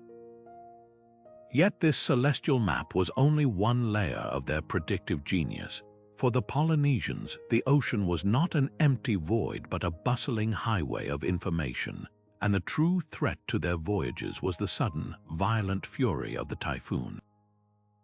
To anticipate these storms days in advance, far beyond the sight of any cloud, they learned to read the language of the ocean itself and its inhabitants. They paid meticulous attention to the patterns of ocean swells, the great, rolling waves generated by distant weather systems. A seasoned navigator could feel through the hull of his canoe a subtle but distinct change in the rhythm of these swells, a new, confused cross-swell that signaled immense wind and turbulence building over the horizon long before the sky itself began to change. Even more remarkably, they turned their gaze to the sky, watching the flight paths of certain seabirds with the focus of a modern meteorologist studying satellite data. The golden plover, or collier, was a particularly trusted messenger. These birds migrate vast distances across the Pacific, and they are exquisitely sensitive to the drops in barometric pressure that precede a major storm. Observing these birds altering their normal flight patterns, flying with unusual urgency or gathering in specific ways, provided a critical biological early warning system that something was amiss in the atmospheric balance. This immense body of knowledge, the star compass, the swell patterns, the bird behavior, was not written down in books. It was preserved and transmitted through one of the most sophisticated oral traditions in human history. It was encoded into lengthy, rhythmic chants that were memorized verbatim, passed from master navigator to apprentice over years of rigorous training aboard the great double-hulled canoes. These chants were not mere lists of facts. They were complex mnemonic devices that wove together astronomy, meteorology, and genealogy into a single, unforgettable narrative. This ensured that the knowledge was not just stored, but lived and breathed, constantly tested and refined against the reality of the open ocean. It was a system of education that produced individuals with a staggering degree of ecological literacy, capable of integrating a dozen different environmental cues into a single, coherent forecast that could mean the difference between life and death. The decline of this wayfinding tradition is a direct story of cultural disruption. With the arrival of European explorers and colonists came new technologies, metal ships, magnetic compasses, and later, charts and radios.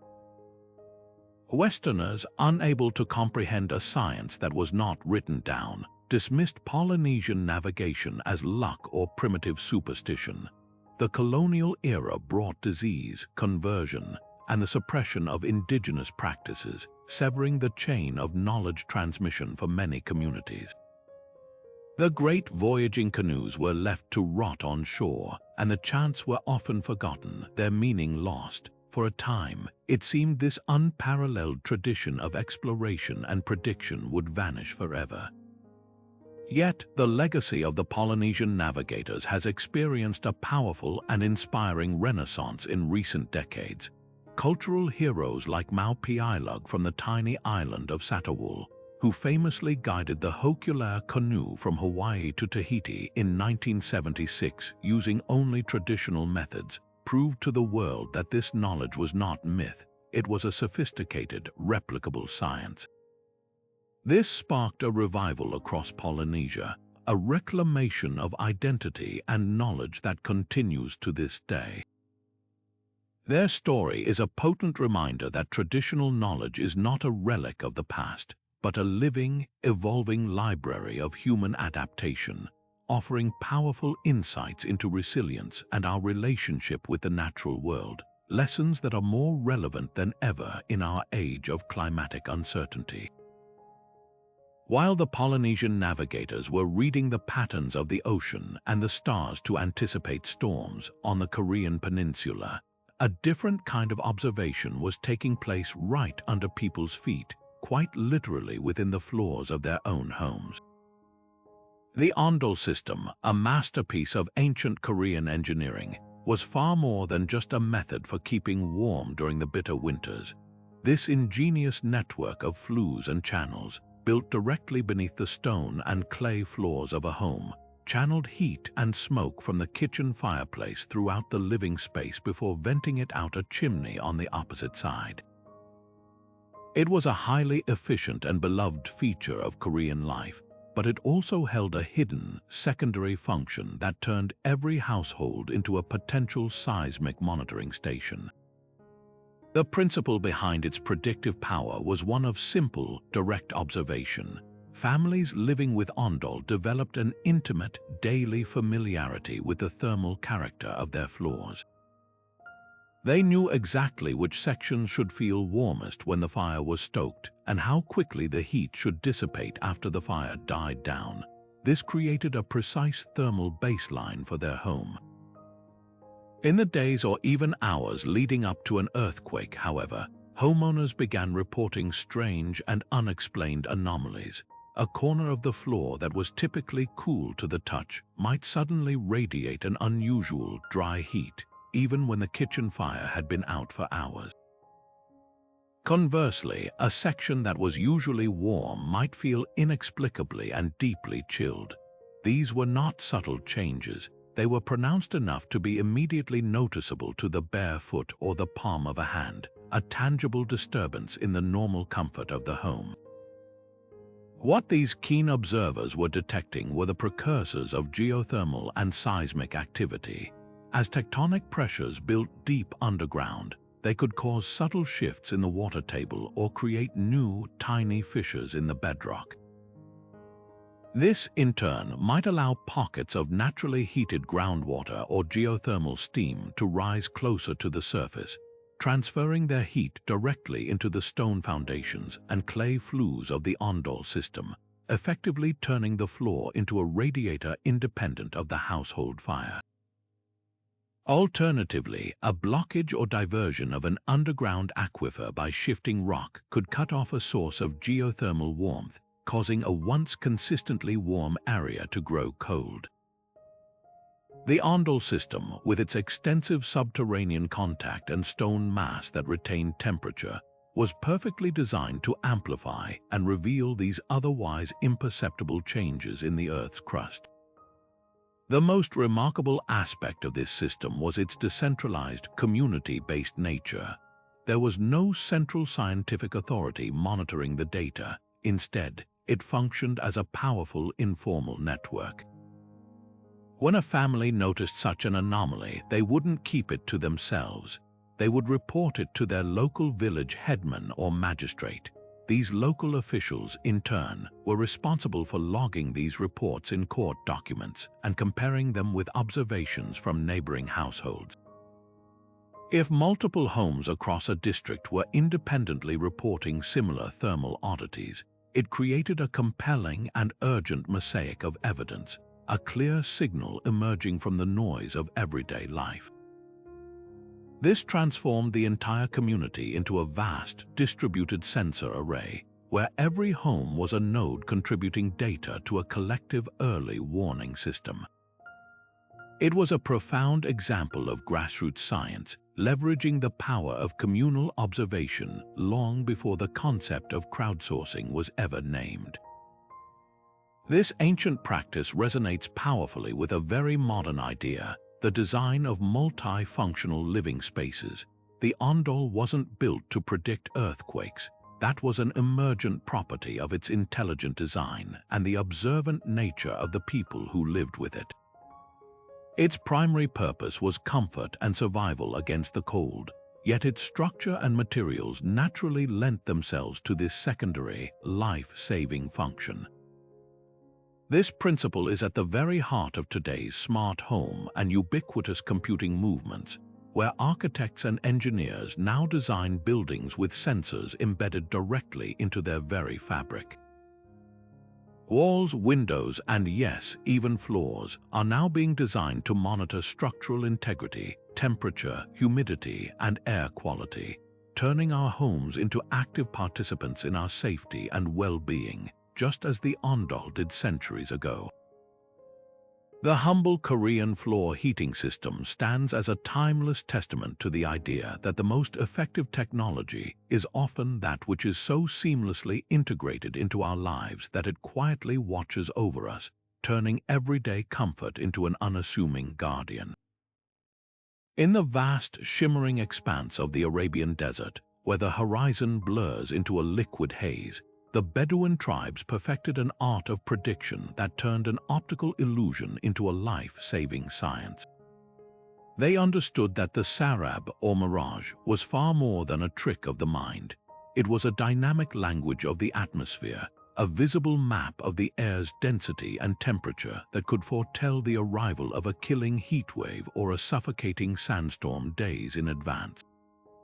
Their expertise lay in their ability to decipher the specific type of mirage, A low, shimmering pool of false water hovering just above the sand, known as an inferior mirage, was a common sight on a hot day. But when this common shimmer began to distort into more complex, towering forms, when distant dunes appeared to levitate as castles in the sky or morph into wavering, inverted cities, it signaled a drastic and dangerous shift in the atmospheric layers above the desert. These superior mirages, known as fata morgana, were the true warnings. They occurred when a layer of intensely hot air was trapped beneath a sudden, descending blanket of cooler, denser air, a precise thermal inversion that was the primary engine for the most severe weather events. To refine their observations beyond the naked eye, the Bedouins employed simple yet effective tools. They would use a polished metal shield or the blade of a conjured dagger as a makeshift mirror, angling it to observe the distorted reflection of the horizon. This allowed them to isolate and analyze the mirage patterns without the blinding glare of the direct sun, studying the way the image quivered, split, or inverted. The specific behavior of the light provided critical data. A rapid, boiling shimmer indicated intense rising heat from the surface, a precursor to a brutal heat wave that could desiccate a body in hours.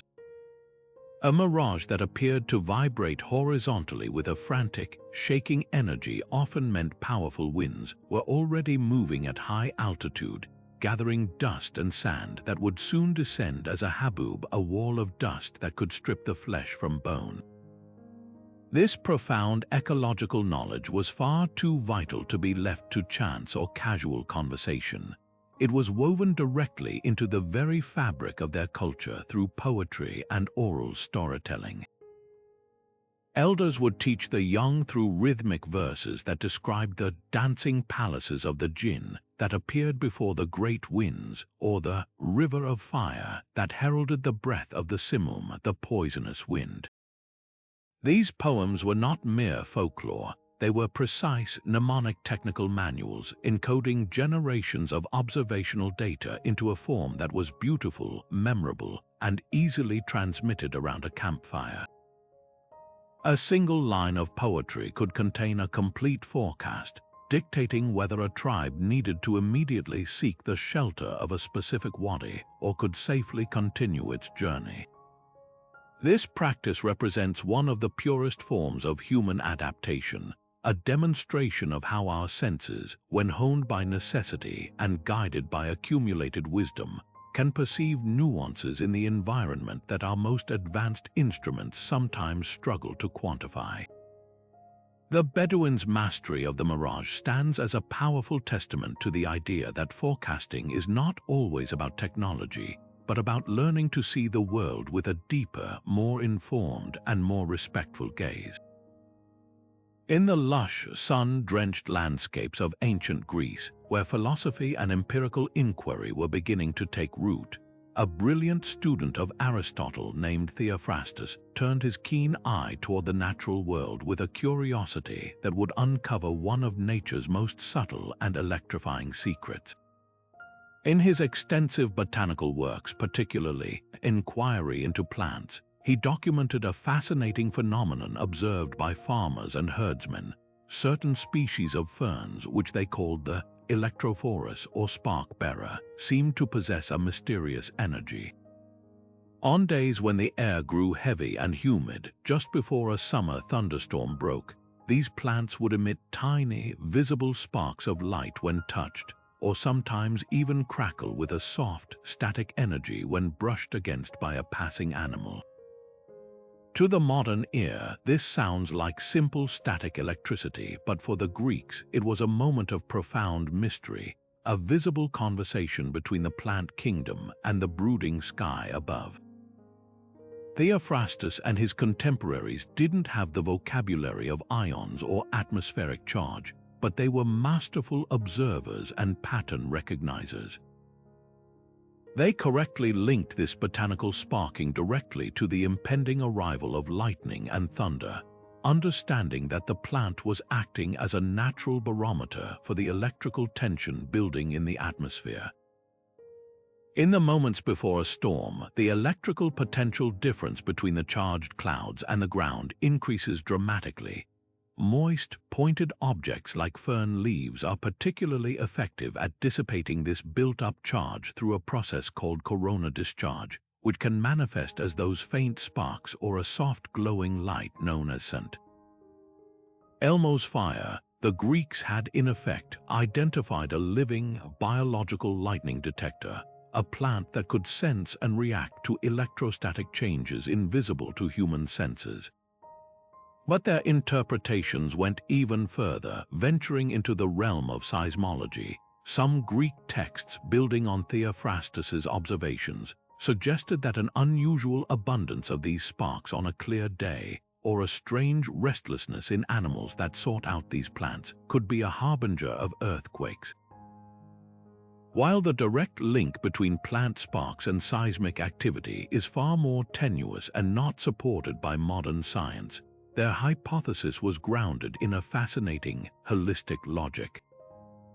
They theorized that the same mysterious exhalations from the earth that they believed caused quakes might also somehow charge the atmosphere, making the plants act up even without a storm.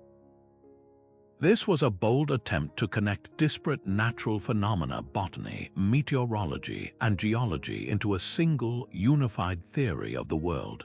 The true tragedy of this discovery lies in its interruption.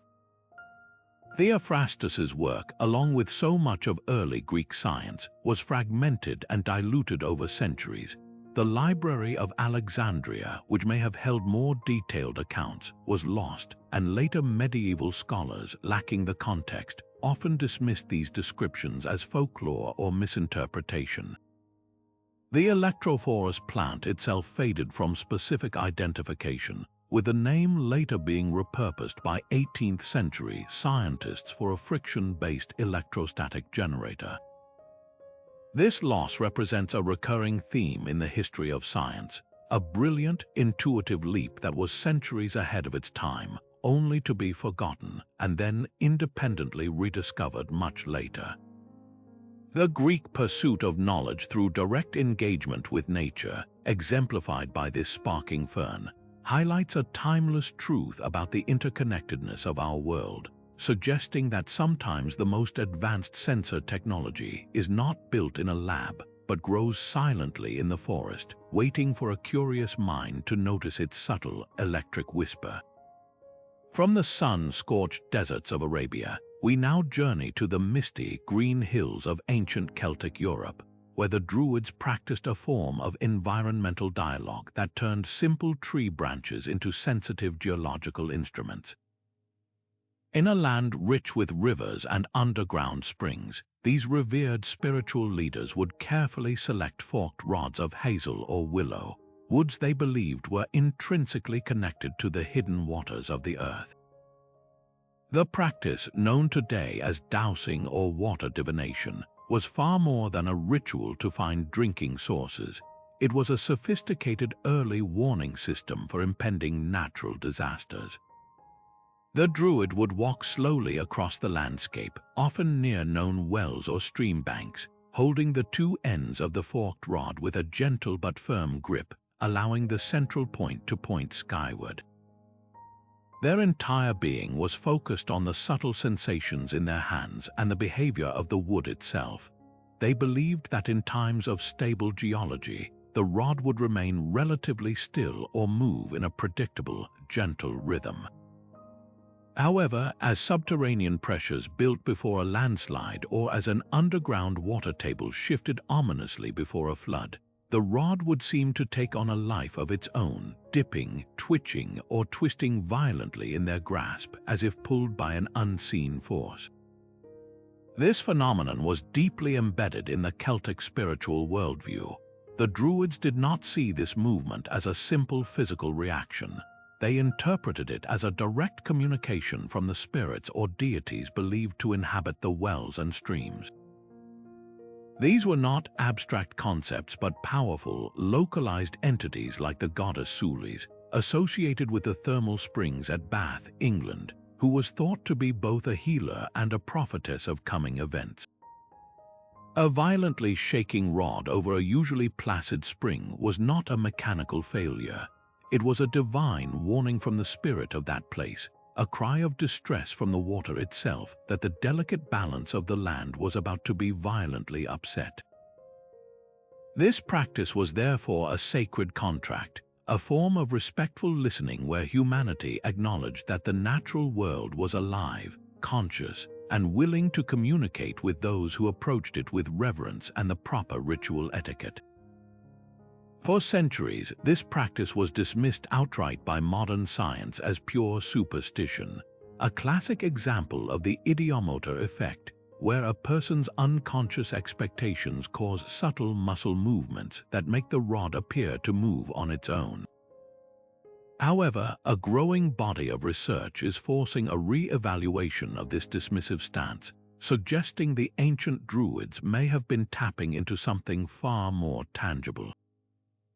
Modern geological studies have shown that the immense stresses building in rock before a landslide or the massive shifts in groundwater preceding a flood can create microfractures in the earth, release subtle electromagnetic anomalies, or change local gravitational fields. While the human conscious mind may not register these changes, the body's autonomic nervous system might subconsciously perceive them, leading to those minute, involuntary muscle twitches that amplify through the rod. Furthermore, the hazel or willow rods themselves, being organic and hygroscopic, could be physically reacting to minute changes in local humidity or electrical charge emanating from the stressed ground. This doesn't validate the water spirit hypothesis, but it does suggest that dowsing could function as a remarkably sensitive, albeit poorly understood, biofeedback mechanism, using the human body as the sensor and the rod as a simple amplifier. The Celts, with their profound reverence for nature and their ritualized practice, may have accidentally developed a functional technology for detecting the very geological precursors that our modern electronic instruments are now designed to measure, proving once again that the line between ancient intuition and empirical science is often far thinner than we assume. How did such brilliance and ingenuity, these 25 threads of human genius woven across continents and centuries, simply unravel and vanish from our collective memory? The story of their disappearance is not a single tale of neglect, but a complex tapestry of tragedy, arrogance, and the relentless march of time, a sobering lesson in how easily knowledge can be lost. Perhaps the most visceral and devastating cause was the systematic destruction wrought by colonial expansion and conquest. When European powers descended upon the Americas, the Pacific, and Australia, they did not merely claim land. They actively suppressed and dismantled the intricate cultural systems they encountered, viewing them as primitive superstitions standing in the way of progress and conversion. The Spanish conquest of the Inca and Maya empires was not just a military campaign, it was a cultural cataclysm. The vast networks of Inca warning runners were disbanded, their stone ash collectors abandoned. The Maya resonance chambers fell silent as their priestly keepers were displaced, and their codices burned by missionaries who saw them as pagan artifacts. In Australia, the profound ecological knowledge encoded in Aboriginal songlines was fractured and suppressed as communities were displaced from their ancestral lands, severing the living connection between the people and the landscape that held their predictive wisdom. This was not merely a loss of information, it was the deliberate silencing of entire worldviews. Simultaneously, the great intellectual centers of the ancient world suffered their own devastating blows. The burning of the Library of Alexandria stands as an eternal symbol of this irrevocable loss. Within its vast collections were countless scrolls detailing the hydraulic experiments of Greek engineers like Ctesibius, the astronomical calculations of Hipparchus that likely influenced the Antikythera mechanism, and the meticulous Egyptian records of Nylometer readings and shadow clock observations. The destruction of this repository didn't just burn paper and papyrus. It incinerated millennia of accumulated data, theory, and innovation, creating a permanent black hole in our understanding of ancient science from which we have never fully recovered. Furthermore, the very disasters these devices sought to predict often became the agents of their own oblivion. The eruption of Vesuvius did not just bury Pompeii, it also buried the living knowledge of the Roman gas detection methods practiced there. Countless earthquakes undoubtedly toppled other repositories of knowledge, swallowed observation posts, and killed the master practitioners whose skills were passed down through oral tradition, not written manuals. The rise of the scientific revolution and the Enlightenment, while undeniably progress in many ways, also created a powerful and often dismissive bias against traditional knowledge systems. The new paradigm valued quantifiable, reproducible data collected by calibrated instruments in controlled settings. The holistic, interdisciplinary approaches of the past, where a druid's dowsing rod, a priest's observation of incense smoke, and a farmer's note of cherry blossom timing were all considered valid data points, were now dismissed as anecdotal, superstitious, or unscientific. This shift in thinking led to a catastrophic devaluation of community-based knowledge. As societies urbanized and centralized, the intimate, generational understanding of local landscapes began to fade. Why rely on your grandfather's stories about the specific echo of a canyon when a government meteorological service could provide a weather forecast? Why teach a child to read the subtle shimmer of a desert mirage when a barometer could be hung on the wall? This transition from distributed, communal observation to centralized technological authority, while efficient, created a single point of failure. We gained powerful new tools but lost a vast, resilient, and deeply contextual network of human sensors. The fading of these ancient devices is a stark reminder that progress is not a straight line of accumulation, but often a process of exchange where we gain something new at the terrible cost of forgetting something old. This understanding is no longer just academic.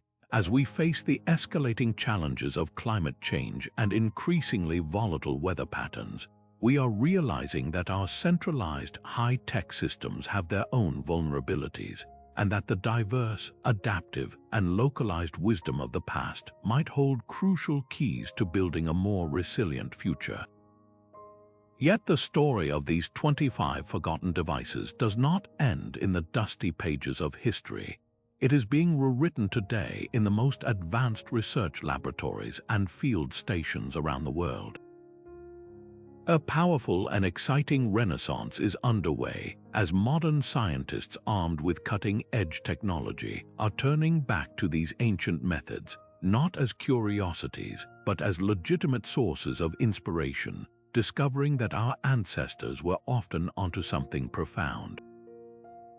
This isn't about replacing satellite imagery with polished stones or supercomputers with cherry blossom records. It's about creating a powerful new synthesis, a fusion of timeless observation with contemporary analysis that could revolutionize how we prepare for disaster in an era of increasing climate volatility. Take, for instance, the ancient Greek practice of monitoring animal behavior. For centuries, anecdotes of pets acting strangely before quakes were dismissed as folklore. Now, an international project called ICEY, or International Cooperation for Animal Earthquake Prediction, is using a radically different approach. Scientists are equipping farm animals in earthquake-prone regions like Italy and Switzerland with high-tech collars containing accelerometers and GPS trackers. These devices continuously monitor the animal's movements and activity levels, feeding data into a central AI system that searches for statistically significant patterns of restlessness. The early results are astonishing. In a multi-year study, the team documented that the cows, sheep, and dogs in their program began showing markedly increased activity hours before a significant quake struck, suggesting they are indeed sensing the preliminary release of gases or shifts in the Earth's magnetic field that our instruments often miss. This is no longer mystical speculation.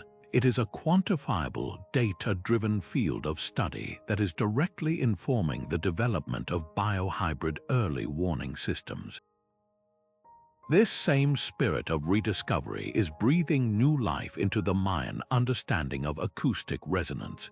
Deep within modern mines and along active fault lines, geologists are deploying arrays of ultra-sensitive microphones to listen to the Earth. They are not listening for loud rumbles, but for the faint, high-frequency, pinging sounds emitted by rock under immense tectonic stress, a phenomenon known as acoustic emission. This is the precise scientific validation of the principle behind the Mayan resonance chambers. The ancient priests interpreted harmonic shifts in man-made sounds. Modern seismologists are now recording and analyzing the natural symphony of the planet itself, using these minute acoustic fractures as a precise predictor of where and when the rock might finally give way. The European Commission's NER initiative, which stands for Network of European Research Infrastructures for Earthquake Risk Assessment and Mitigation, is a cornerstone of this effort, creating vast databases of historical seismic events and pairing them with contemporary acoustic and GPS data to build infinitely more accurate predictive models. This global effort extends to validating other ancient methods with stunning precision. Hydrologists are now studying the chemical changes in well water that Indian stepwell guardians observed centuries ago, confirming that the release of elements like radon and helium from stressed bedrock can indeed cause the turbidity and bubble patterns they documented. Materials scientists are creating synthetic versions of the Tibetan incense, developing electronic noses that can detect the specific ratio of sulfur dioxide to carbon dioxide in volcanic gases, a key indicator of an impending eruption that the monks identified through smoke patterns. Even the simple Roman bronze mirror is having its moment. Corrosion scientists are now using similar principles to develop ultra-sensitive metal oxide sensors that tarnish in the presence of specific toxic gases released from fault lines, creating durable and cheap monitoring stations that can be deployed by the thousands across vulnerable regions. This isn't just about building better gadgets, it's about fostering a fundamental shift in perspective. Modern science is finally acknowledging that traditional knowledge systems offer something invaluable: deep time data and a holistic, community-centered approach to risk that our often siloed high-tech systems lack. The greatest lesson we are relearning is that resilience doesn't come from a single, perfect piece of technology located in a central office. True preparedness comes from a distributed network of awareness, a combination of satellite data, groundwater chemistry, animal movement patterns, and the lived experience of communities who know their local landscape intimately. By honoring the ingenuity of our ancestors, we are not taking a step backward. We are taking a huge leap forward, weaving the wisdom of the past into the tools of the future to create a world that is not only smarter but also safer, more connected, and profoundly more respectful of the intricate signals our planet constantly provides. We have journeyed together across continents and through centuries, exploring 25 breathtaking testaments to human ingenuity, from the dragon-adorned seismoscope of Zhang Heng that trembled at quakes hundreds of miles away, to the celestial star compasses of Polynesian navigators that read the language of ocean swells and bird flight to outrun typhoons. Each device, whether forged from bronze, carved from stone, or woven into song, tells a universal story: our timeless, profound desire to understand the world around us, to protect our communities, and to find order in nature's chaos. These were not inventions of mere superstition, but the fruits of deep, patient observation, a dialogue with the environment built on generations of accumulated wisdom. They remind us that prediction is not solely a function of silicon and circuitry. It is, at its heart, an act of listening. It is the humility to learn from the behavior of animals, the shifting tones of echoing chambers, the subtle tarnish on a mirror, and the quiet wisdom encoded in the bloom of a flower. As we stand today on the front lines of a changing climate, facing more frequent and more intense natural disasters, these forgotten lessons resonate with a new and urgent clarity. Our modern warning systems are technological marvels, but they can also be fragile, centralized, and distant from the communities they serve. The ancient world offers us a different model, a holistic, decentralized, and deeply resilient approach. It shows us the power of turning every citizen into a sensor, of weaving preparedness into the very fabric of culture, art, and daily life.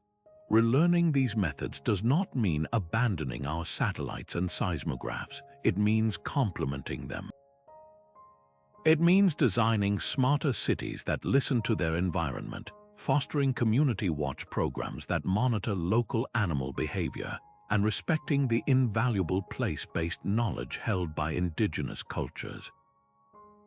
It is about building a world where a text message alert on your phone is supported by the ancient understanding that the family dog's restlessness or a change in the well water might also be a vital warning. This conversation does not end when this video does. The true power of history lies in how it inspires our future, so we turn now to you. Which of these ancient devices captured your imagination the most? Was it the intricate gearwork of the Antikythera mechanism calculating celestial omens, or the profound simplicity of the Japanese courtiers recording cherry blossom times? Did the Inca network of ash collectors and relay runners amaze you, or perhaps the Aboriginal songlines that mapped the land through sound? Share your thoughts in the comments below. Your perspective adds a vital thread to this ongoing story. If this journey into humanity's forgotten genius surprised or delighted you, please like this video and share it with someone who also marvels at the mysteries of our past. And subscribe to our channel because this is just the beginning. We have countless more historical mysteries to uncover together, each one a reminder that the past is not a closed book, but a living library waiting to be